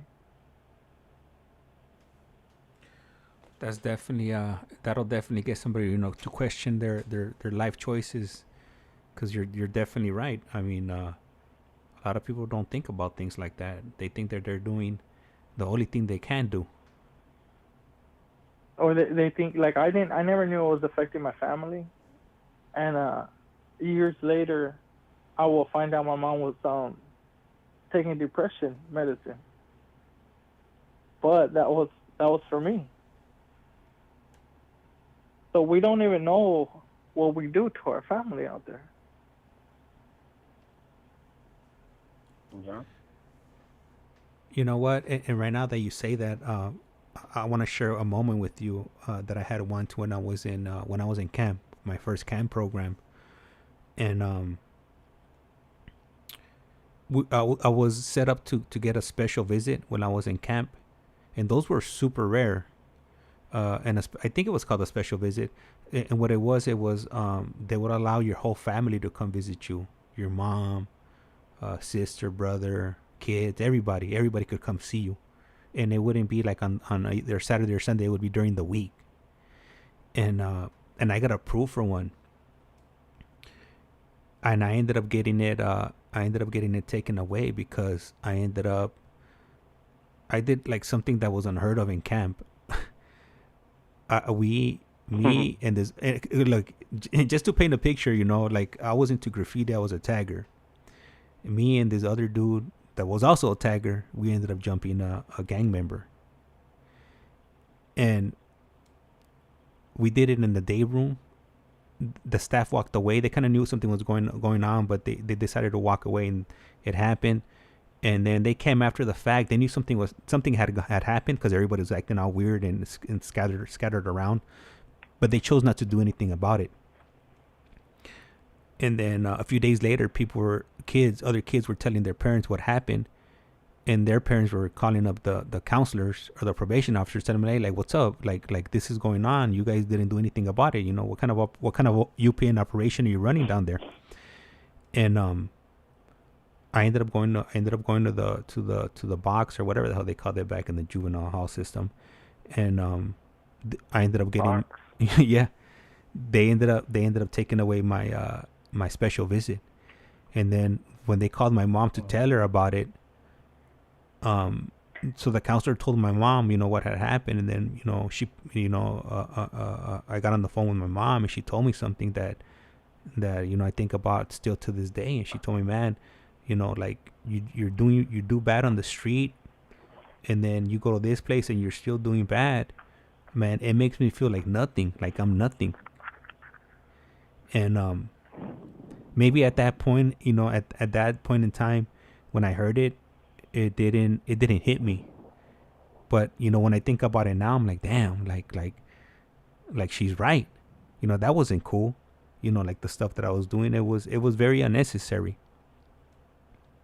So I just wanted to share with you, because when you said that about questioning like your loved one, and throwing them a verbal judo ball or a verbal judo shot, and making them think Esta llamada y su número de teléfono será controlada y grabada. Things like that, they stick in your mind, and they'll never leave you. Yeah, you gotta the I love yous are good, and they're great, but they don't make you think like that. So you gotta hit.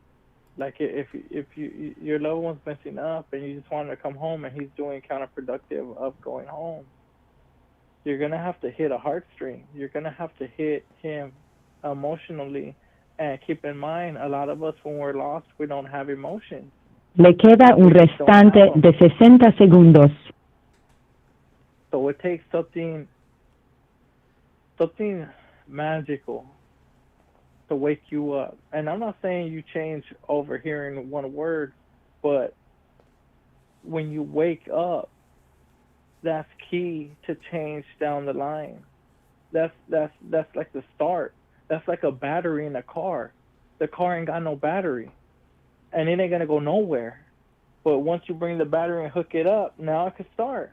And now guess what? It could jump on the 91. It could jump on the 60, the 10. It could hit the 101. It could hit a highway 66 or the 66 that goes all over, right? It could get there eventually. But without hooking up that battery, it ain't going to go nowhere. And that's what I was trying to say right now. And did anybody ever ask you something like that in the past? No. No? No, no.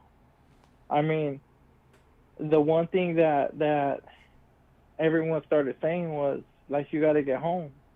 You got to come home now, right? But that didn't do it. None of that did it. It was well, you know the story already. Yeah. It was only until the cancer and all that, and then I seen the severity of it that woke me up, you know? Esta es Global Tel Link. Usted tiene una This llamada call is now prepagada being de recorded. Eric Fuentes. un individuo encarcelado en de la prisión estatal de Centinela, California. Esta llamada y su número de teléfono será controlada y grabada. You have a prepaid call. You will not... Gracias por utilizar Global Tel Link. All right, welcome back, Eric. Yeah. All right. And you were saying something right now, Joe?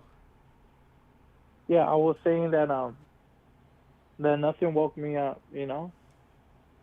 It was only when the cancer came into picture, and when I started realizing the severity of it. Because keep in mind, when I first found out, in my mind, I'm like, oh, he'll be all right. He's cool, you know, he's good. And it was only until like I started seeing what could potentially happen that woke me up for me, you know. But prior to that, I'm trying to do good. Prior to that, I know about the law change, and that's the whole focus. But prior to that, like if it's illegal and I could get away, I mean, we're gonna run that, you know. Yeah. Only when it hit that hard that I was like, you know what, I'm putting everything on the back right now, and I'm not even looking at it no more. Like I just gotta get home. I gotta get home. So that's when it happened. It wasn't because of someone said something, you know. That's why I'm saying, like, it's real hard to wake someone up, you know. It's hard. Yeah. Hey, Eric, did you ever have anybody, you know, question you like that? Like what Joe had just mentioned earlier on, like, or something within that realm? Nah, I can't say that yeah, it was anything like that for me either. But what it does bring to mind is in thinking about these things, I remember my mom, when I used to tell her, like, well, you know, I didn't have no positive role models, and I used to use these excuses about like why I turned out the way I did. One of the things she threw at me once was, well, what about me? You know? And it's like, shoot, like, damn, you know, like, never thought about it that way, and it stayed with me to this day. Like when she actually told me that, like, what about me? Like, you can't look up to me, like, you know, because my mom, man, she ain't even got a freaking speeding ticket. You know what I mean? She was so on her stuff and just, you know, man. Esta llamada y su número de teléfono será controlada y grabada. Yeah, and that's exactly what I'm talking about. You gotta say things that challenge your loved one's mind. Exactly. You know, because prior to that moment, I'm sure you never thought about that. And when she said it, she's probably been consciously being a good role model for you her whole life. She probably had that in the forefront of her mind and never shared it with you and never told you. But when you don't say things, we won't get them. As guys, we're never going to get it. But when you're faced with the confrontation of her words that day, like you said, you'll never forget it. And it mattered after she said it because she matters to you. So if your loved one's in jail and you know you matter to him, your words are powerful, but you got to just figure out a way to say it, to slap him in the face real quick and be like, wake up. Because if you tell him straight up, like, wake up, fool, come home. Like, what are you doing? You're wasting your life. We don't acknowledge those words. Yeah. We're like, wasting my life. What she talking is crazy. Woman's crazy. Mama's crazy. You know, so we don't acknowledge that. So you got to put it in a way where it hits us. And you're trying to slice the heart right there. When I'm telling you to say things, you're trying to slice his heart. So he wakes up, because if you don't slice the heart, he's not going to feel it. So you have to slice it. So he feels it. And then he puts his hand over his chest and he's like, shit, that shit hurt. And then he starts thinking, like, fuck, they're right. They're fucking right. And it's a hard thing to do, but you could do it. Yeah. And the thing about that too, right, Joe, is that so where those words really come into play and have the biggest impact and the most effect is usually when we find ourselves in messed up circumstances, you know, because in order for us to start thinking, something has to happen, right? And so when I would find, you know, when we would find ourselves in the messed up positions, the bad circumstances, you know, something bad has to happen before you can reflect. And then that's when those things come into play, you know. That's when they become a factor, when I'm reflecting on these things, and I'm thinking about all these things, because when you're out here and you're just doing what you do, your daily program and things like that, and everything's good, and ain't nobody thinking about none of that stuff. As far as I'm concerned, you know, I'm doing everything right, and everything's all good. Like, I'm not even thinking these words, you know. But it's not until I find myself in the hole, in the back, in the shoe, or, you know, in a messed up situation where I have time to reflect, where those words play the biggest roles in our change, you know, in waking up, you know, and you're right. Having that you're right, and I'm glad you bring this up, because you're right. We're most vulnerable when we barely go to ad seg. I don't care what you go for.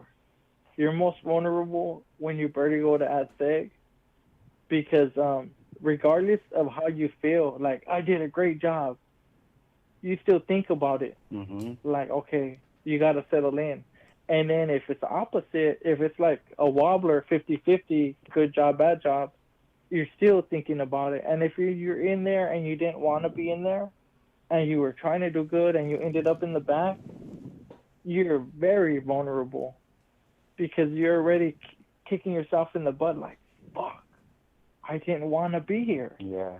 I was doing everything to stay out of here. And another place where you're vulnerable is in that visiting room. Because in that visiting room, mm-hmm. you know, you don't even want to be talked to about, like, if you have a death in the family, because you don't want to show no weakness. There's no other way to say it. You don't want to cry. You don't want your eyes to get watery. So your guard is so high. So when you say these things, it's excellent, because now we could tell the listeners when to attack. I don't want me to say it like that, but yeah, you guys got it. This is a strategy. When to attack to try to change your life. When they better go to AdSeg, or when you go to visit them and you're in their face, when you're in their presence, when they have people around. Because for an incarcerated individual, that's when we are most vulnerable. And I would even say maybe upon transfer to a new prison. Maybe right there a little bit, mm-hmm. you know, a little bit. But in AdSeg and visiting rooms, for sure, you know. That's all I could think of. I don't know if you got any other ones where you feel we're vulnerable like that. Esta llamada y su número de teléfono será controlada y grabada. I think those are the places where we find ourselves the most vulnerable, you know. Having to face ourselves and our situation, for sure. You know? Yeah, and the thing about transfers that might be a little bit is because you got no property. So all these things play a factor. And keep in mind, when it's happening, it's like nothing. Who cares? We know we're going to get our property in 2 weeks, if the max, or we get it off the same day. But the property's away from you. All your pictures are gone. You know, you could lose all that property on the bus.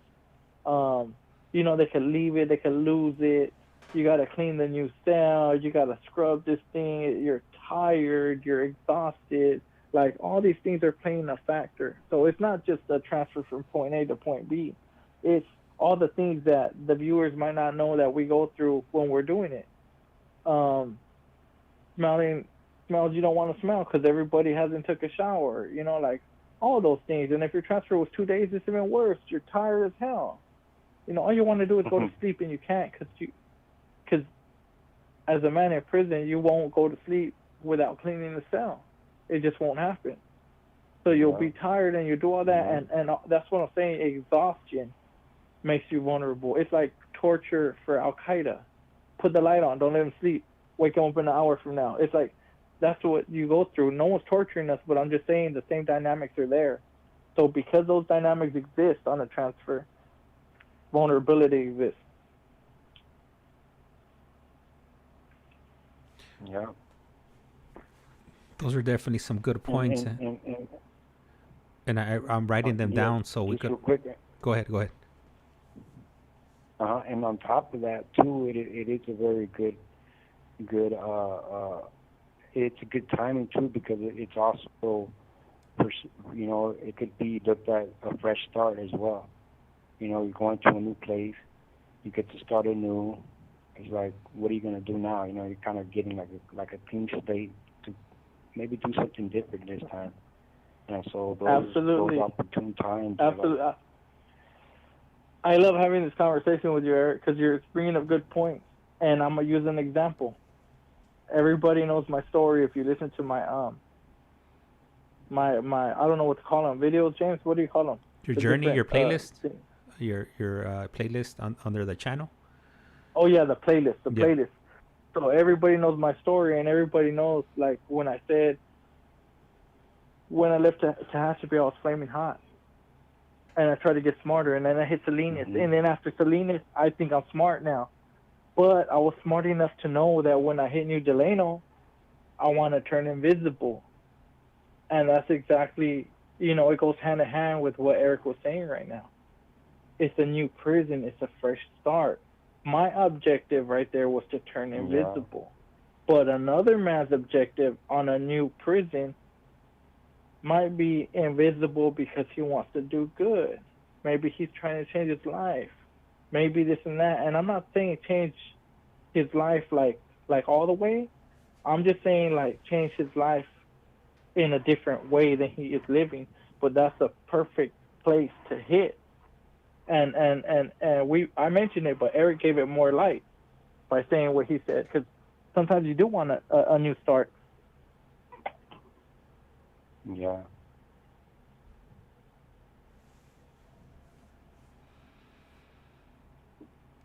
All right. I think you guys are definitely hitting some good topics right here, and I wrote down some notes here because I definitely want to bring them up in the future. So maybe we could package it up really nice and just have a topic just specifically about how to help your loved ones when they don't know that they need help. I think that'll be a beneficial topic, and it'll help out a lot of people that don't know that they need help.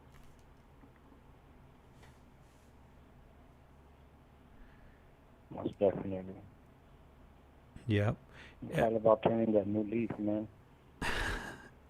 Even if you don't know that you want it. Yeah. Yeah. You just never know. And you know what? You know what? It's something else. There's something else that we never had, Eric. And these tablets are so amazing because, in my opinion, it's harder for someone in jail to do stupid shit if you have a big support system. Because if you have a big support system, they're always telling you, be good, don't get in trouble. You know, like, and you're like, yeah. But if you got like a lot of them always saying it, and they could say some impactful words here and there, and they could try to wake you up here and there. Le queda un restante de 60 segundos. When it's go time, you might be actually thinking. Because usually when it's go time, there's no thoughts. It's just like, it's go time, let's go. So I guess that's what we're doing. But if it's go time and you're thinking a lot, I think the family did an amazing job. Because now you're thinking like, damn, what do I do? Do I do this shit or do do I put them first? You know, and those are the tough conversations a person will have with themselves. Like, because we think they're first. We think, I thought my family was first for decades, but really they were last. The only one that didn't know it was me. And it took a decade to figure that out. For them to shine a light on it and me see it like, damn, for what have you been doing? What have you been doing all these years? Like, the people that love you, that have been ride or die, real ride or die, this ain't movies, like really, really ride or die with you in your corner, are the people you were putting on the back burner. And I'm somebody that thinks like fairness. I think, no, that's right, and this is wrong. So when I see that, that's when I start seeing how fucked up I've been.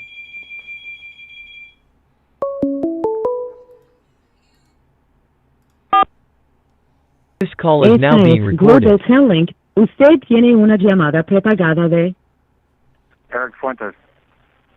un individuo encarcelado en de la prisión estatal de Centinela, California. Esta llamada y su número de teléfono será controlada y grabada. You have a prepaid call. You will not be...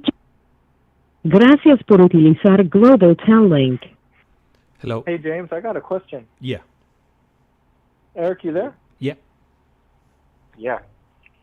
Okay. In your personal professional opinion, the one you have, do you think callers view in more at this time of hour, or this is the time to hang up? Or it don't even matter?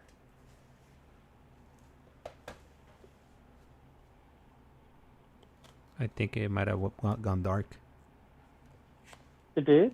Yeah, I think so. To me too? Huh? Nah. Eric. Oh. Yeah, I think it might have cut out.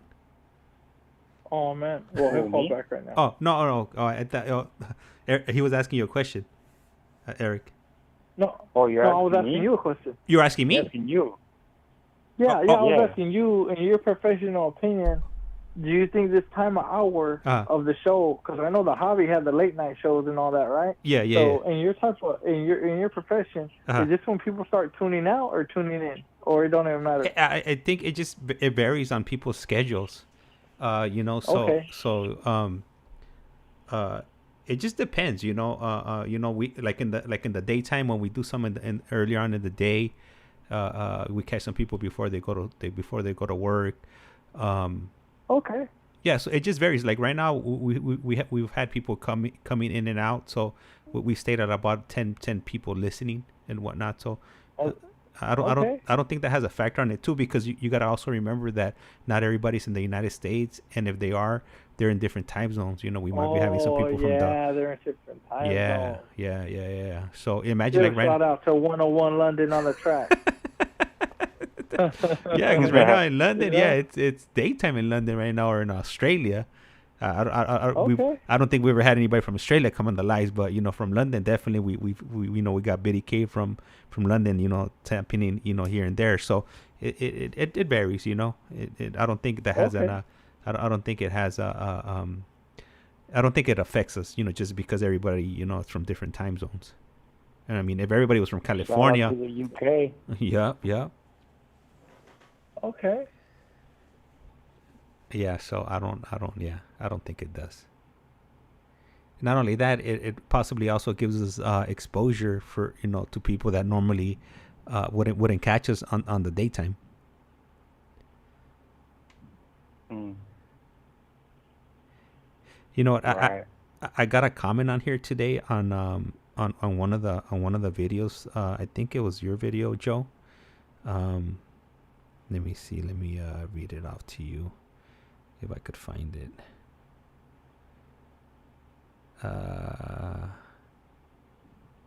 He put it. F30586 puts. Let me see. So and this was on the last interview that we did, which was like a week and a half ago.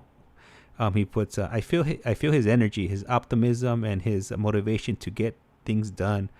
But sadly, he's going to realize that even $20. Oh, because you were talking about getting a job, and even if you whatever you're making, if it's $20, then you would be good. But he puts he's going to realize that even $20 an hour isn't enough to survive out here in California. He's going to need a partner that's willing to go halves on this journey. That's the only way, unless he gets into a skilled trade or a union and works it out that way. And even then, he'll need to budget. Speaking the way he does, he must have tons of supportive family helping him out right now, which is great. Glad you're out, Joe. Welcome to the world. Man. Joe. All that truth right there, man. Yeah. Did we lose Joe? Joe, I think he might have gone dark. Oh, it hung up. All right. So he'll call back if maybe something went. Maybe his battery died. Maybe he forgot to charge his phone. But Yeah, possibly. But yeah, man, you know what? yeah, there he's calling back. Let me see. Hello. Yeah, could you hear me now? Yeah. Oh, it cut off? Yeah, well, it said mute on, and then I took it off, and I could never get you guys. I was like, hello? I felt retarded saying hello like 20 times on the air, and then finally he was like, I think we lost him, and I was like, oh, I'll call back right now. Oh, okay. So did you hear when I was reading the message? I heard everything you said. Yeah, okay. I heard everything you said, and I appreciate my brother's words, But I ain't gonna have no problem. Yeah, I'm good. I ain't worried about that. And I didn't say $20 like it's a lot, right? Yeah, I just said like this. Basically, I'm saying I don't care if you pay me $2 an hour. I'm out in the streets. I'm good. I ain't in jail no more. I'm not worried about the future. I'm excited about the future. I'm optimistic about the future. I'm just saying I'll get any job right now. First you get a job, then you get a better job, then you get a career. That's how it works. Well, that's how it is in my mind. So and I'm starting at ground zero. So I'm good. Yeah, and you know what? And that's the way it is. I mean, you're not gonna start off, at the top. I mean, if you do, shit, hell yeah, that's what's up.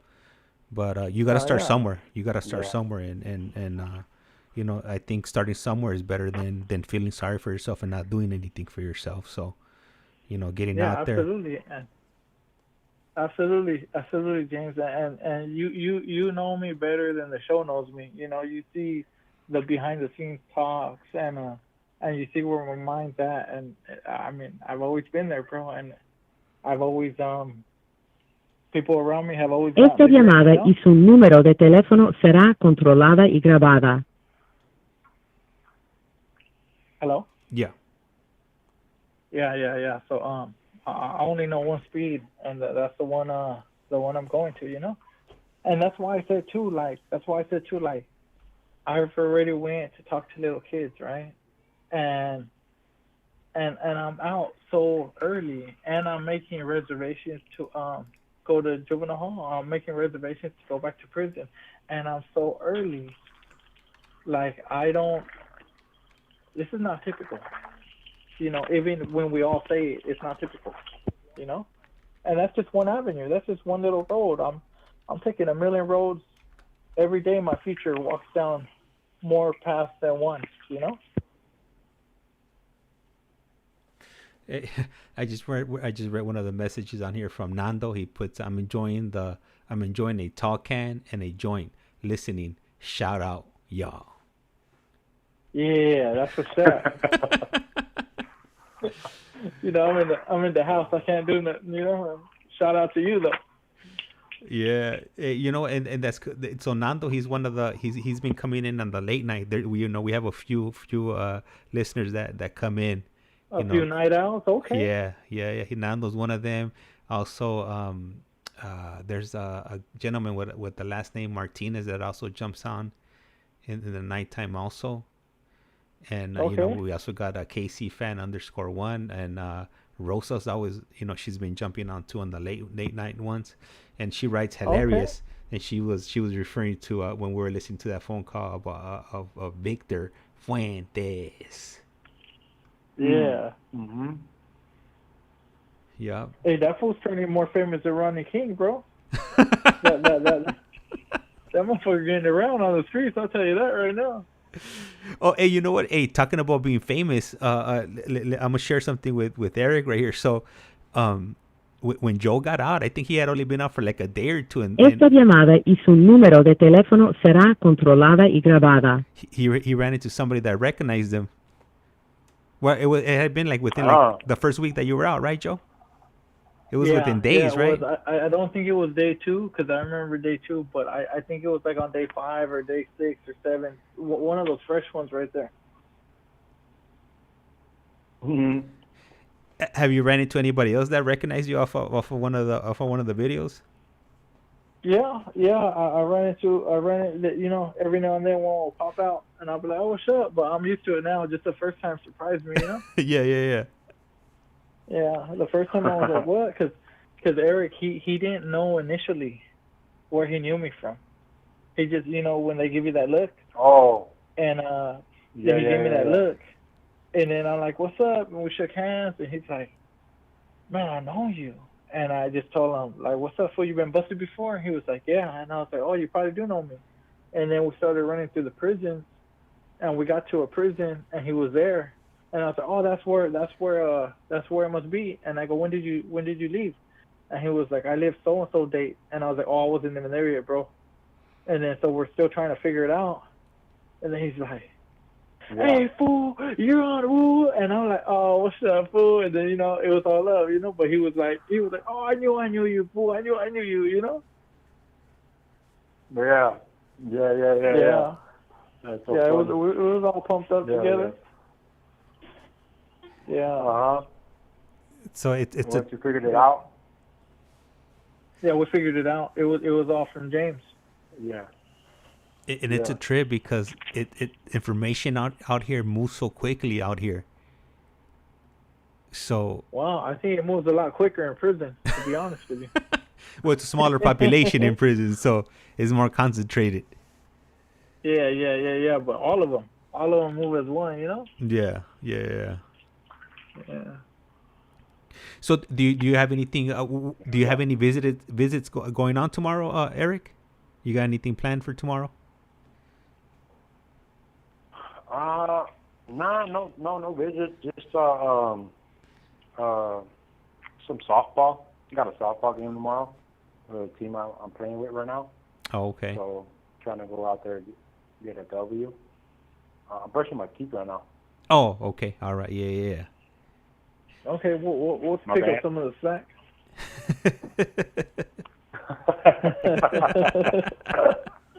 Okay.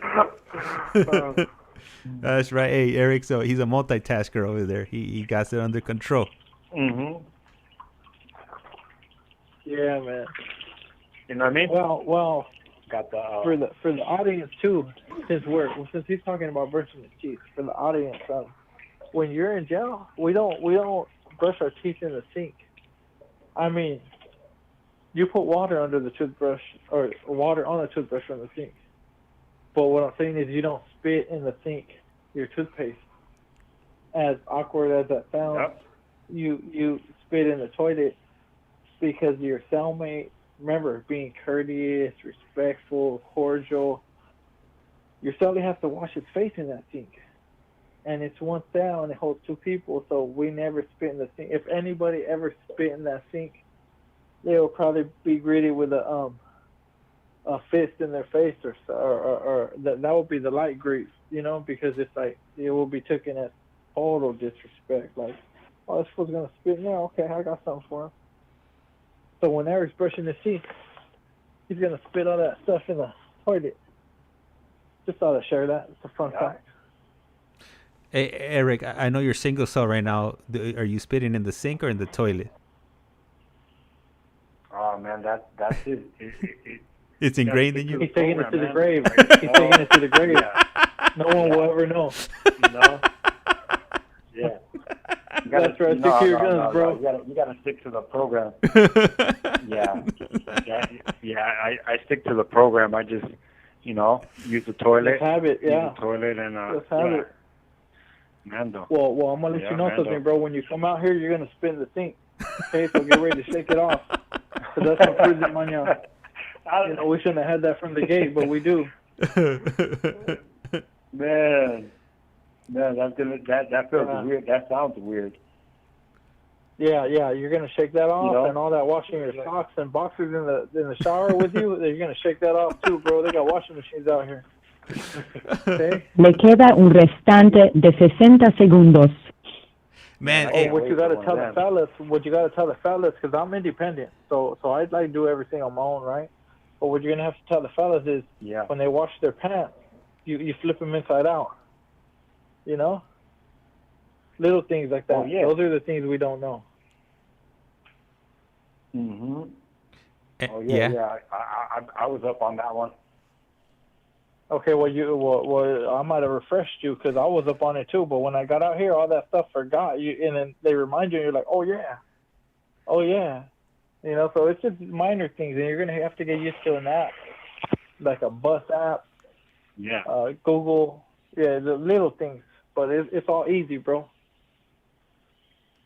Oh yeah, more than open to them, Yeah. Is it gonna cut off right now? Yeah, it's about to cut off. Okay. Yeah. Okay, I'm gonna share more stuff with him that he's gonna need to know. Okay. Because it's like I didn't know, So when I came out, I was like, oh fuck, how could I have not thought about this, You know what? And all these points that you're bringing up, I'm gonna have to do one with you where it's gonna have to be like things you should know before you come home. Yeah. Like this is really things you should know before leaving. Yeah.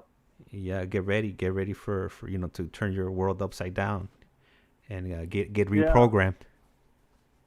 Yeah, and it's all quick. It's all like a day or 2 or 3, right? But still, just so they don't have the anxiety. This call is now being recorded. Usted tiene una llamada prepagada de Eric Fuentes. un individuo encarcelado de la prisión estatal de Centinela, California. Esta llamada y su número de teléfono será controlada y grabada. You have a prepaid call. You will not be charged for this call. Para aceptar esta llamada, gracias por utilizar Global Tel Link. Okay, Eric? Yo. Hey. Okay, another thing you're going to have to know. I didn't even think about it, bro. I literally did not think about it. When we come out, it's like you're hitting a new prison. So keep in mind, you're going to need cosmetics and shavers and beard trimmers if you got beard trimmers, electric razor if you like that, razor, shaving cream. Like, I knew about the clothes. I knew I wanted new shoes, and I knew I wanted this and that, right? But I didn't really realize that cosmetics is that. If you could get on that before you're released, that's better, because that's not nothing your family can't take care of, right? But at the same time, they're buying everything all at once, So when I was doing that, I felt bad for my people that were doing that. I was like, oh shit, and they're like, don't worry about it, fool. Like, you're gonna need this, and all I could think about was like, fuck, I should have thought about this, Right. So basically, all the stuff you give away, you're gonna re-up. You get what I'm saying? Yeah, you're gonna need that. Yeah. And I didn't know that, and I didn't think about it. So when on that first day when I was out, they were doing that, and I was like, fuck, how did I not know this? Like, how did this elapse my mind? Because we never think about that shit. We think about, let me out, open the door, let me go home, James. What's up? We did it. We're here, right? But we don't think about body wash, soap, deodorant, toothpaste, shaver, electric shaver, razor, shaving cream, shower shoes, this and the other, boxers, socks, like, so. literally all that got done the same day. And it wasn't even me saying, hey, guys, I need this. It was them. They were really on it, you know? And clothes is another thing. Like, clothes, we know they had that. But I didn't. This is the part I think, the only part that I didn't pay no mind to, you know? Was the small things like that. Yeah. The lotion and little things like that, you know? Yeah. Yeah, most definitely. Yeah, no, it makes perfect sense. It absolutely. Yeah. Yeah, and man. if you got hair clippers, or maybe you don't cut your own hair, you're going to pay $40, $50 a haircut out here because they're getting it in, bro. They're getting it in. Oh, so yeah, that's you better learn how to. Yeah, you're going to be paying that much. That's one of the professions I want to get into as well because I cut hair. So, you know. Okay, well, that's you. That's you, $40 a haircut. $50, $45 a haircut. I mean? Yeah. So, hopefully, man. And you know how to do it when you first get out here? What do you mean, as far as, oh, they're actually going to bring up... how would you go about it? Oh, so I cut hair in here, is what I'm saying, right? And so I know that one of the things is, well, I got to get a license. Esta llamada y su número de teléfono será controlada y grabada. Well, I'll just tell you off of my mind frame, right? Before you even get the license, start cutting hair at the house you're in, film it, video it, throw it on TikTok, make your channel, such and such haircuts, right?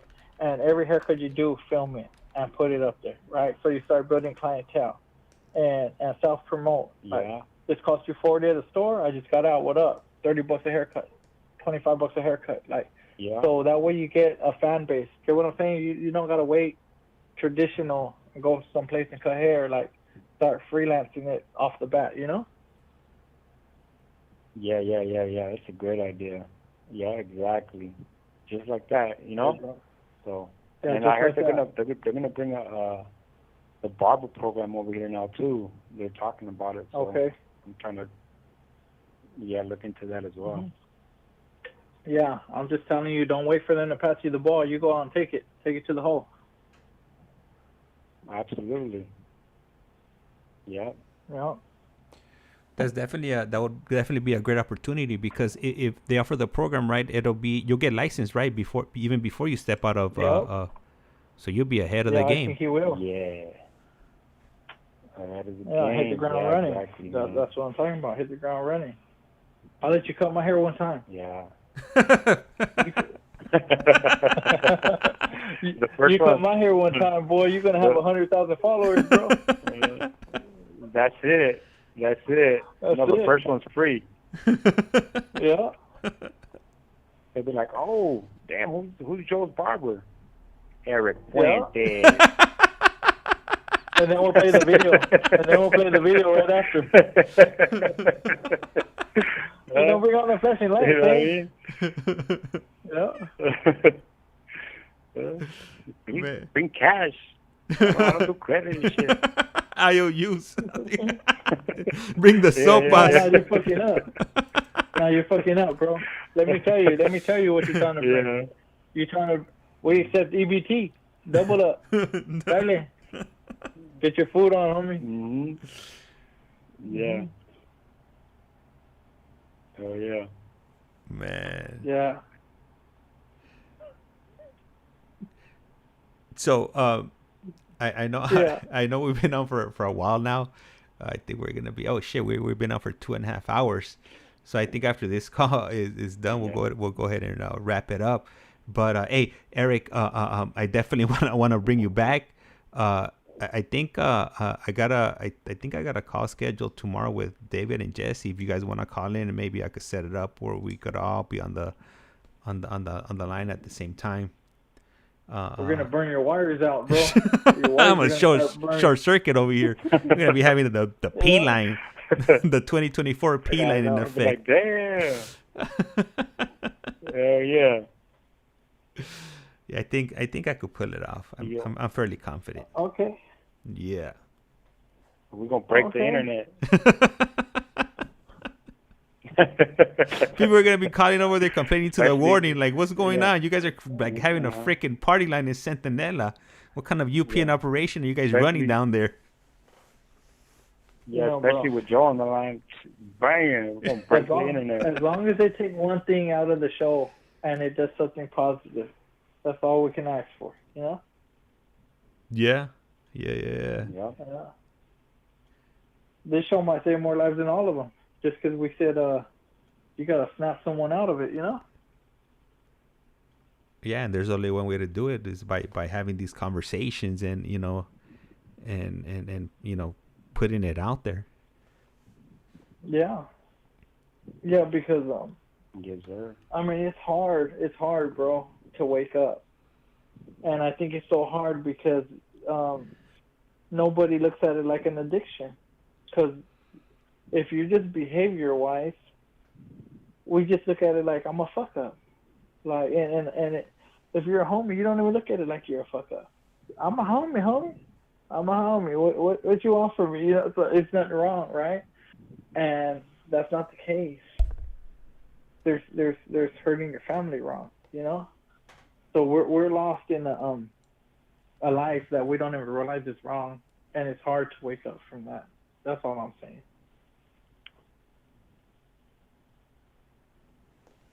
You're absolutely 110% on that right there. Especially if that's all we known our whole lives. Yeah. That's it. Yeah. Yeah, man. There's a lot of guys that, you know, I mean, most of us live our lives in ambivalence, you know, in between the wanting to and the wanting not to, or to keep the status quo. And it's them little pushes every so often, pushing them towards that change talk instead of that big talk, because a lot of us in here have that big mindset, and so it's about Eric, you keep saying good things about the status quo, right? And I don't even think about those things until you said it right now. I wasn't somebody with status quo, right? I was like full throttle, and I didn't think that was wrong. But now let's talk about the status quo. Those individuals are different, and they're easier to reach for the family. So when I'm saying, you know, it's hard to wake us up, it is. It's completely hard. But I'm directing that towards like a fool with his feet dug in the ground. Now, we're not all like that. There's a bunch that are status quo too. And if you got somebody like that, it's going to be much easier to reach him. Take over, Eric. For sure. Yeah. Exactly. Yeah. So it's all about pushing them away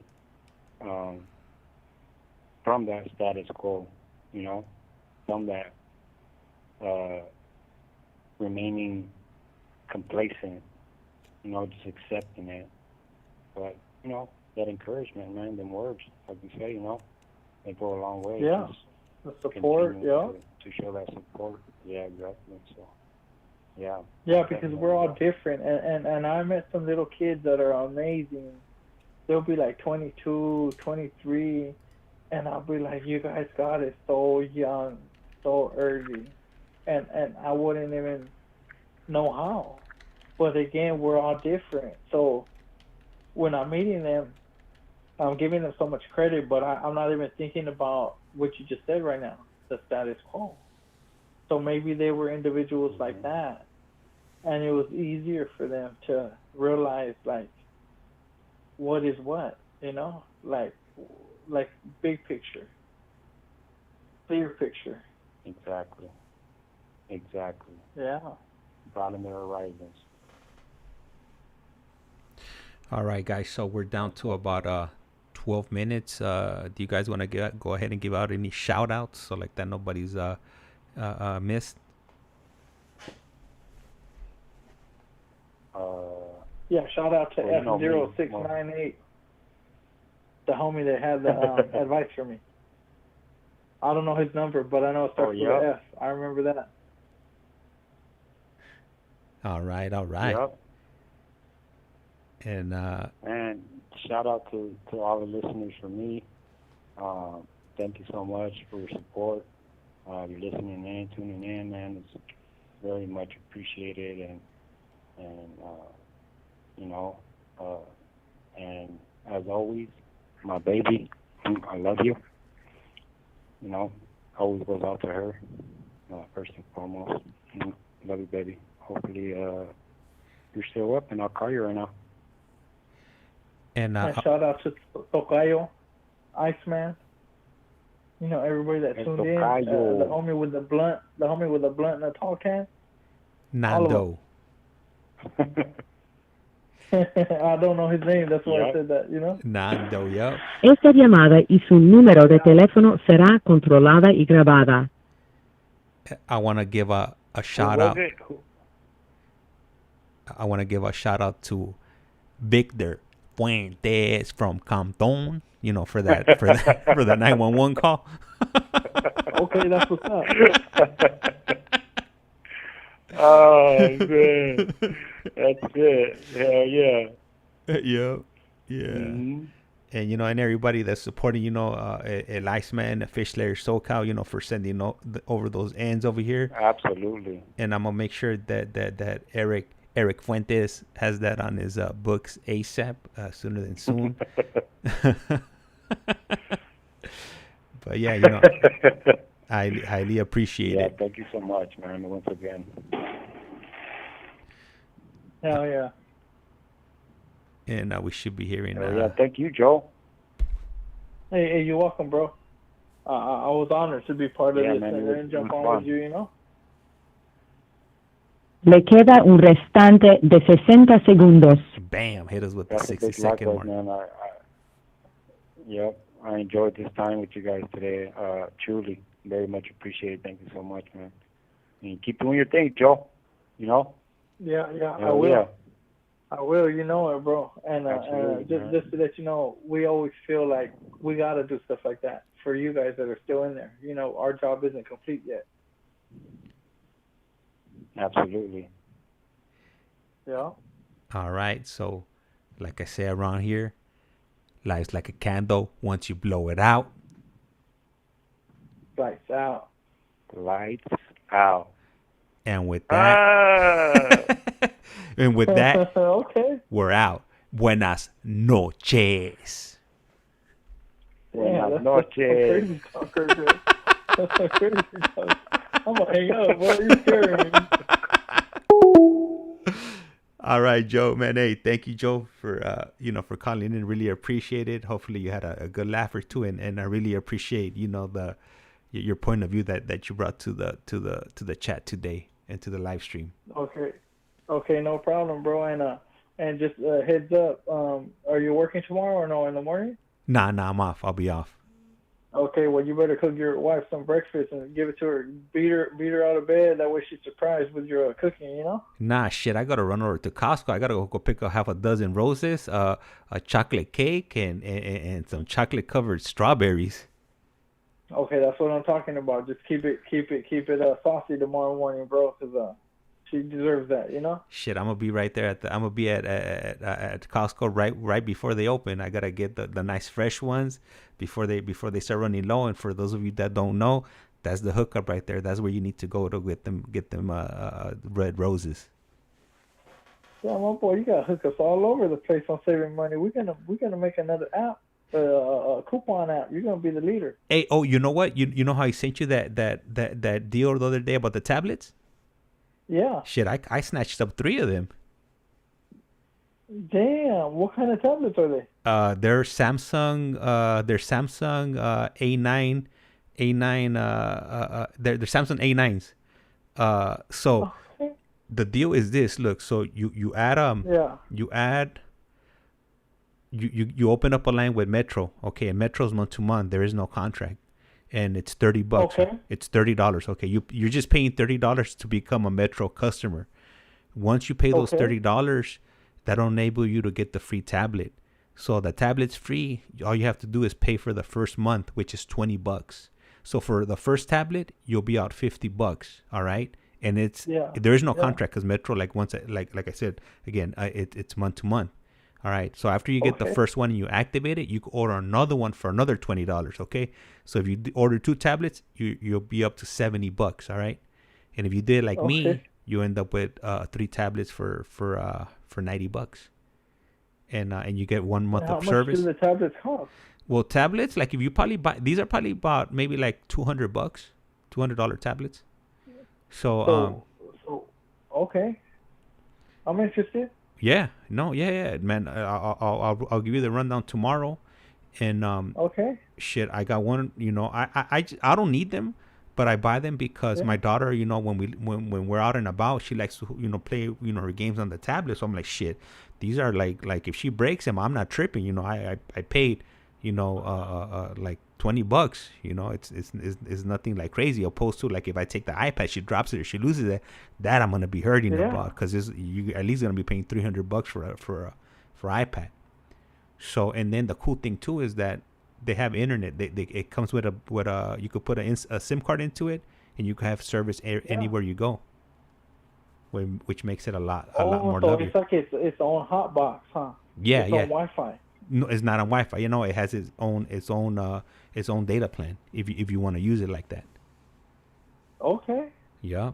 Okay, that's what's up. Yeah, I'm probably gonna go snatch up some too because it looks like an investment for me. Oh, you don't. It's all done by you do it online. You don't even have to go into the store. And actually, if you go into the store, they're gonna get you. You're better off doing it directly through Metro PCS because Metro PCS doesn't have it. I'll do it under your direction. Yeah, okay. I got you. Okay, but we'll let the people go because we're talking all business now. Yeah, all right. Yeah. Oh no, we're still on. It's cool, but yeah. Okay. But we'll talk tomorrow. I'll game you up on that tomorrow.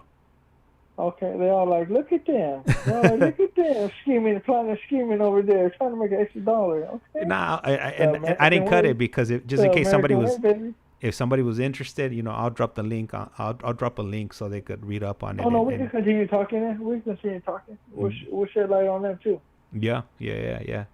So I'm never greedy when it comes to deals like this. I know it's rough out there, so I'm all about them deals. I'm trying to save every nickel, dime, and quarter that I could everything I could save.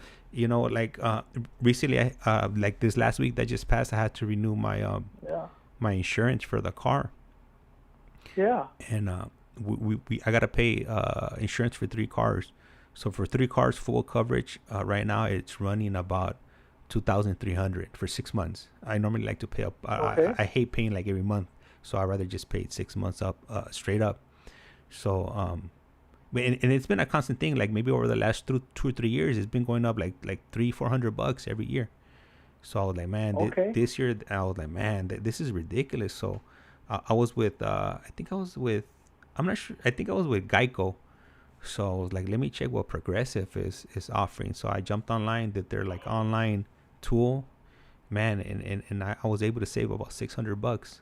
So I went from $2,300 to I think $1,600. Okay. What about honey? You use honey? Honey?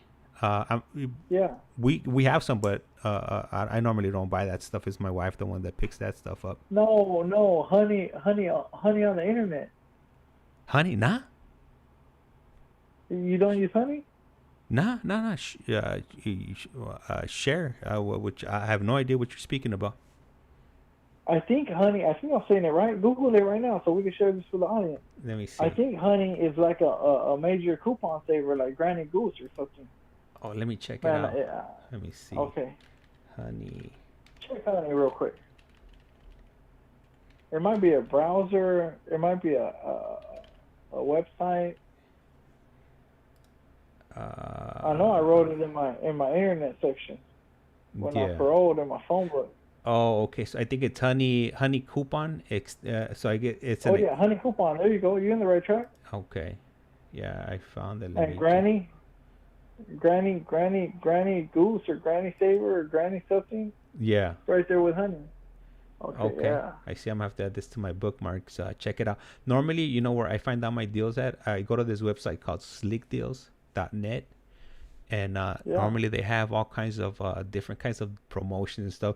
Man, sometimes like I'll buy shoes from there. Like they'll sometimes have the Nike Air Force Ones for like $50, and normally those run over $100. Or they're always posting up different type of deals. So whenever stuff like that comes up, and it's a good deal, I'll normally jump on it. Or sometimes there's price mistakes or things like that, and people share. And man, you gotta milk it while it's hot. What's the app that you put on Nike Air Force Ones and it goes through all the stores and gives you the one that's selling it for the cheapest? You know which one I'm talking about? No. Normally, what I do is go ahead. What you do? No, There's one that is specifically for that. Like for shoes. Say I put on this Samsung TV Galaxy, whatever the item is. Yeah. And it literally goes on the internet real quick. Whoop.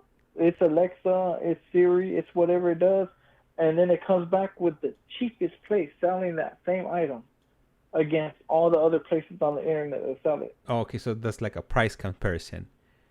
Yes, it does, and it hits you with the cheapest answer. Oh, okay. I'm going to have to look into that one, because normally what I do. Fresh out, but I stay up. I stay in tune with the beat. Yeah, and that's good, Yeah. You got that mentality because, a lot of people would just walk, go to the store and just buy it from the store and, pay full retail price. Like, I'm going to tell you something. I went shopping today, and this is my first time shopping, and it felt good doing that, right? And it was EBT, it was all that, right? But, shit, I ain't trying to buy all this shit for regular price. I'm getting this deal, buy so many, give me that, give me this, give me that. Like, I'm over there getting every deal I can, There ain't nothing different on the internet. Yeah. If you know where to look, I'm always that. Yeah. I'm all about saving everything. So whether I'm flying, renting a car, any type of major purchases, if I'm able to save, whatever I can, I'll normally go that route. So like when I rent cars, I go through this website called carrentalsavers.com. Yeah. And they pretty much they'll do a price comparison for all the rental companies within that airport. And I'm gonna share something trippy with you. Most of the major car rental places are owned by Hertz. So Hertz owns Dollar. They own pretty much everybody. Like that's the parent company. So even if you go from one company to the other, you're still dealing with the same company because it's all owned by Hertz, which is a trip. That's my kind of business right there. Yeah, I like that. I like them already. They're like Philip Morris. Okay. Yeah, they got everything. Yeah, that's what I'm trying to do. Yeah. I'm trying to own the liquor store and the rehab. And the dispensary. Yeah, I'm trying to own the dispensary, the shop, and all the utensils you need with it, and let us get up in cookies too while we're at it. Give us a piece of that, Yeah. I try to stay up to date, That's right. That's what I'm talking about, Joe. Yeah, I was out on March 27th, so I seen 420. I seen how 420 looked out in the streets. Oh yeah, man. That's huge.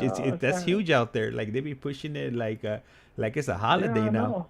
Yeah, Southern California got a system out here. I don't even see the how I used to see. I just see the money. Yeah. Get up in there one time. Yeah. Hey, let me ask you something. So right now that you're on, you're still on paper. You can't drink or anything like that, right? I can't. No, I can't do none of that. Oh, okay. That's that's right there in black and white.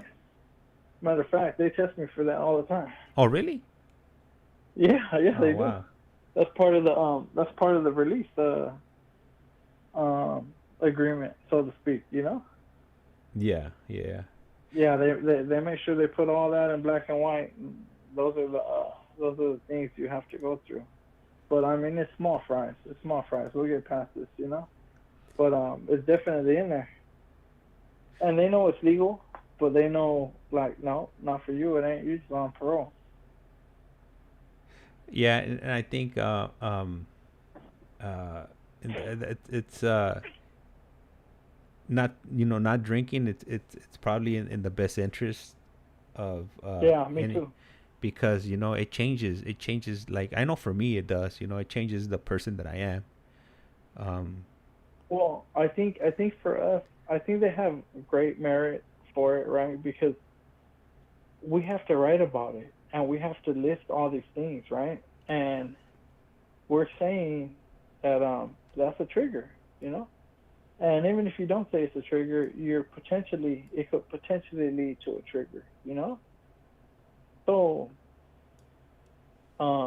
just avoid it at all costs. And they put them in there for a reason, you know? Because if you start putting this pebble on the weight scale and the other pebble on the weight scale, next thing you know, you got 200 pebbles on the weight scale, and the bad side's taking over the good side, you know. So I think it's they have a huge merit in saying you're not allowed to do that.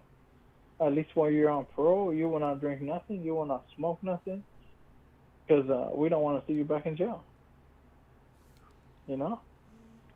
yeah, yeah. Yeah.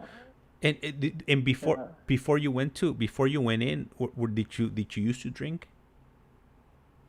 I would drink occasionally. Marijuana was number one.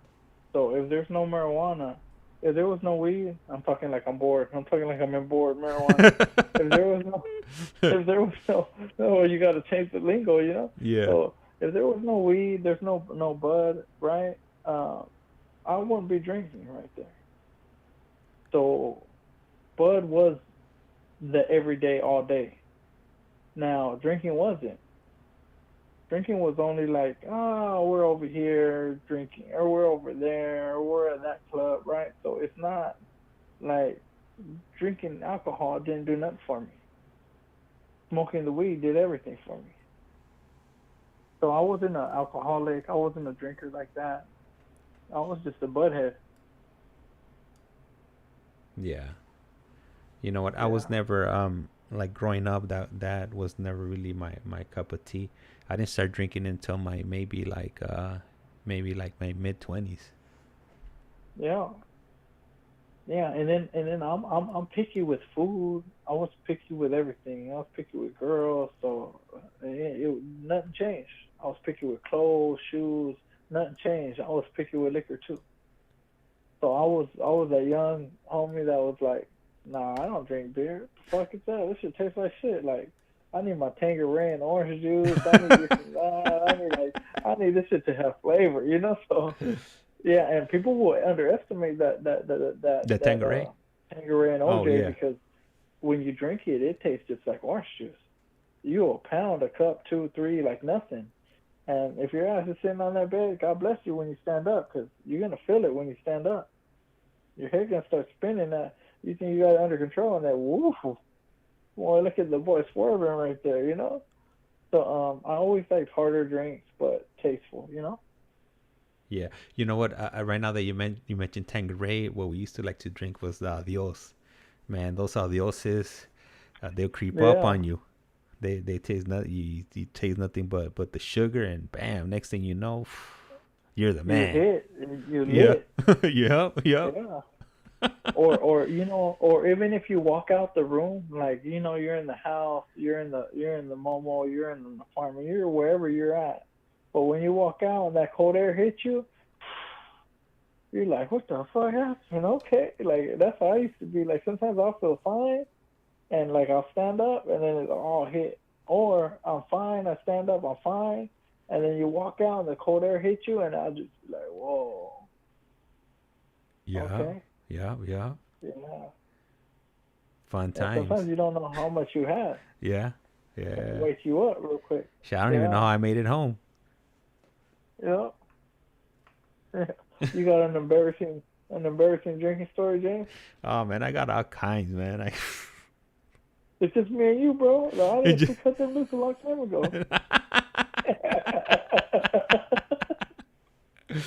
Man, I got some embarrassing ones, man. I wish I could just forget about it, man. But oh, yeah, man. Those will never come out. Yeah.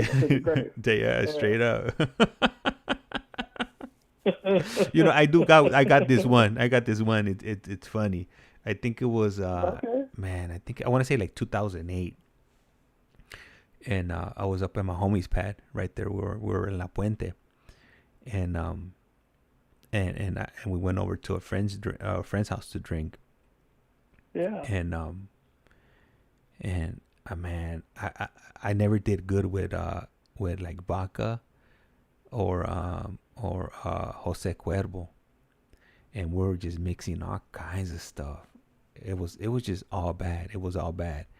That I overdid it. I went overboard, and I went to sleep at this friend's house, and I started throwing up, and I had ate a bunch of carrots, so I threw up all over the floor, and there was like these little orange spots, or orange spots all over the floor. That was disgusting, bro. It was throwing up with orange all over. Hey, it gets worse. It gets worse. Okay. So we left. We ended up leaving. We ended up going to my homie's pad, and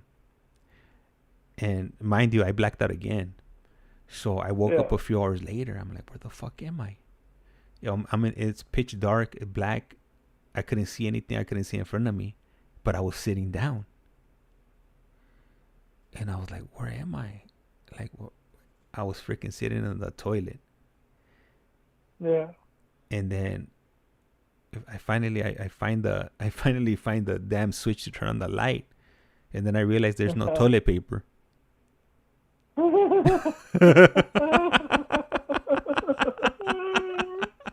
Take on the sock. Yep, you already know. You already know. So I had some chucks on. I had some chucks, and then on my chucks, what I used to do is I used to stuff a sock on under the tongue. So I had to sacrifice. I had to sacrifice those socks right there. Yeah, bro. Poor socks. Never got worn, brand new. They went down the drain. They had to take one for the team. Take one for the team, bro. Yeah. The amazing adventures of Southern Cali drunk night. Yeah. Nah, yeah. That's that definitely used to bring out my alter ego. So I had to definitely cut back on my drinking, because it definitely became a liability. You know, bro, you got to make up a segment called the Drunk Nights, because there's going to be a lot of guys and girls that won't want to share their stories. You just do them all anonymous, because I know girls got a gang of drunk nights too, you know? Yeah. The untold stories. oh, there you go. The untold stories of the anonymous. Yeah. That's it. Start getting the calls in, you know? Yeah. Yeah, I think you're onto something on that one. No, late night with James is the brocha. Hey, how'd your brocha handle all that? Throw all the carrots, dog? Did they get lost in there? Man, I think my brocha was smelling like throw for like a week. It was all bad. Yeah. I hear you. That's the only bad thing, is that man, all kinds of stuff gets stuck in it. Corn. I can't be eating that corn on the cob with the cheese and the mayonnaise. It's gonna be all bad by the time I'm done with it. Oh, cause the beer, huh? Yeah. Right now it's super long right now. I don't think I've had it this long in some time. But my lady's been on my bumper about trimming it down. Oh, I get it. The show. Yeah. The brocha, and then you're like, you don't want to cut it off. You're living up to the reputation now. You're like, okay. You're like, these fools want to see Yosemite Sam. I could do that. You know? Yeah. Tell them Yosemite. Hell yeah. Hey, I'm gonna cut it when I don't want people to recognize me, when I want to be incognito. Oh yeah, you will too. Yeah. Because that thing is you know what? Not every homie has the brocha like that. And when we were little kids, I remember there was a little kid with us. I won't say his name, but everybody know him and his whip. He's from San Diego. I'll say that much. I won't say no, just San Diego. Yeah. We were in Tehachapi, and these fools, like everybody knows, the large portion of prisoners play with the needle, you know. So these fools had the needle clogged, and they didn't know how to, unexperienced people trying to get it fixed. And the fool had a whip like yours, James. And you know what he did? And he was the youngest one too. Yeah. All them fools were older than him. And he goes, man, I don't know how to fix that shit. And he pulled one of his mustache hairs out. And he fixed it so fast. And everyone was like, what the fuck? That was a professional.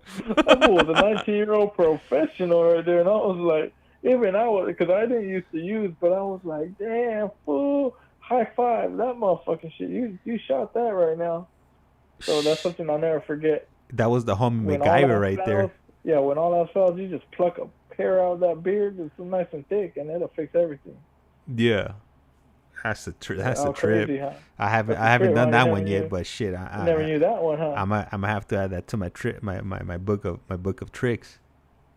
Your book of mustache, yeah, your book of tricks to the whip. You know? Be like, I don't got a string. Hold on, I gotta fix this hole in my pocket or my shirt. Let me get a needle, thread it in, and vámonos. No, not that needle. No, I know what you're talking about. I know what you're talking about. I know what you're talking.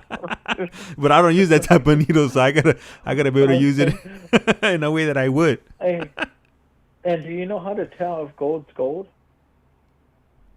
Do you got any tricks like that or no?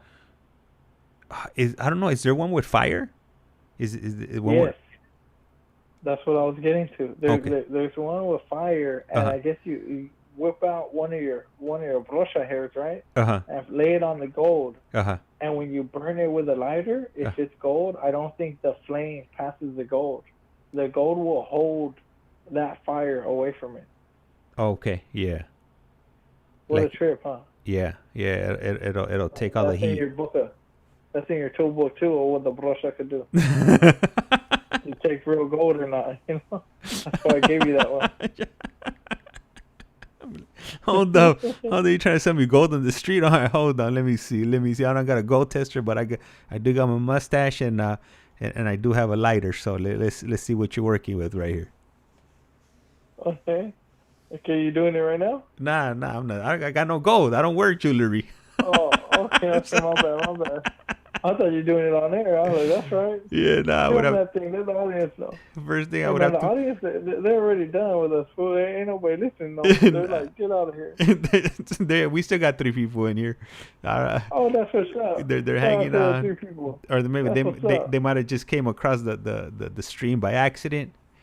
But, they're in here. That's right. Yeah. Shout out. They deserve it. Give them some shout out. Shout out to you 3 stragglers on the live stream. Should have cut it about 30 minutes ago, but we're still here. I'm sure hopefully you guys are getting some value out of this. Just in case you guys got a mustache or a brocha, then you guys could test that gold right there with that trick Joe just informed us about. And then you know what else you could do on your tool bag? On your what? You know how you said your bag of tricks, your tool bag? Oh, okay, yeah. Well, when you're in a rush, right, and you ain't got time, you could just like sweep the room real quick, and it's done. You don't even need to pick up the broom. You just twist your head real quick, and the whole thing, the dust is flying out the doors and shit. You're like, okay, Rosita. That's how you handle that shit. Street sweeper. Straight sweeper, hell yeah. That's it, doggy. Hey, so right now, right now that you're in the what do you call it, in the halfway house or the transitional house, are you in your room right now? Or are you in the common area, or where were you making this call from? No, I'm in the room right now. Everyone, like, when it gets late like this, everybody goes to their rooms because some people, we don't know whose job or who's getting ready for work or who's, you know what I mean? Oh, okay. So people have to sleep, because some people wake up early in the morning and we don't know if they work Monday through Friday, Wednesday through Sunday. Like, we don't know their schedules, Yeah. So everyone goes and takes it to their room, and we keep it quiet. That way they can't hear us in the hallways and the living room and stuff like that. So are you you don't have any roommates? You got a whole room to yourself? Well, tonight, yeah, because they're out and about. They're running Okay. around. They're running the streets right now. Oh, okay. Running like a little chicken with a hair cut off, you know. But sometimes they're here. Yeah, sometimes they're here chilling. Oh, I thought you had to be back indoors by a certain time, or do you get some leeway on the weekends? They snuck out the window. What can I say? Oh, No, damn. We got the sobbing outside together. We're like, go down. Hell, this one's heavy, you know? No, I'm just playing, bro. Yeah, they had after you're out so long, they give you like visiting passes, you know? Órale. So you be good, you earn them, you know? Oh, okay. Yeah. So they're at that stage already. That's cool, and then you get some alone time too, which is nice. So it's a win-win for everybody. Yeah, it's good for everybody, you know? Yeah. Everybody just chilling. Yeah. All right. So it's cool that the house is not bad, bro. Like when you come out, you know, remember like I was telling you, I don't really have concerns like that, you know, but a lot of people do, and I get that you can get spoiled. You can get to a point where you're just like, oh, I don't want to live nowhere. I want to stay to pay for everything, you know? And that ain't the spot to be at, but I think some people will get like that, you know? Yeah, I can see that because I mean, you know, being out here, I'm sure it's a culture shock for a lot of people when they come home, because you know the prices on everything have definitely gone through the roof. Like right now, I mean, I wouldn't be surprised right now if you go to McDonald's and you try to get a combo, you're probably gonna be looking at least close to like $17, $18. 20. Yeah, I'm pretty sure every meal at $20. Yeah. That's from my understanding, since I've been out, that's pretty much what it costs. Every meal is $20 at least.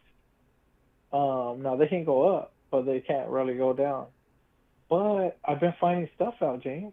Like every Tuesday, KFC will give you 8 pieces of chicken for $10. And the boxes, what I've gotten is 5 boxes. They'll let one person at least buy 5 boxes. So that's a great deal, guys. I don't know if you think so, but I'm a cheapskate like that. I'll be looking for all the deals. Hey, so you go to KFC, you get 5 boxes. So what do? You put them in the refrigerator to save them for another day, or do you handle 5 boxes on one time?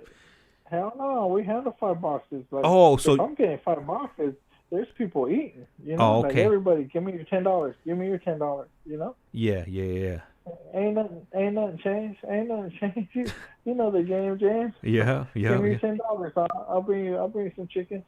I'll bring you 6 chickens for $10. What's up? There it is. I'm just playing. I don't be hustling my house.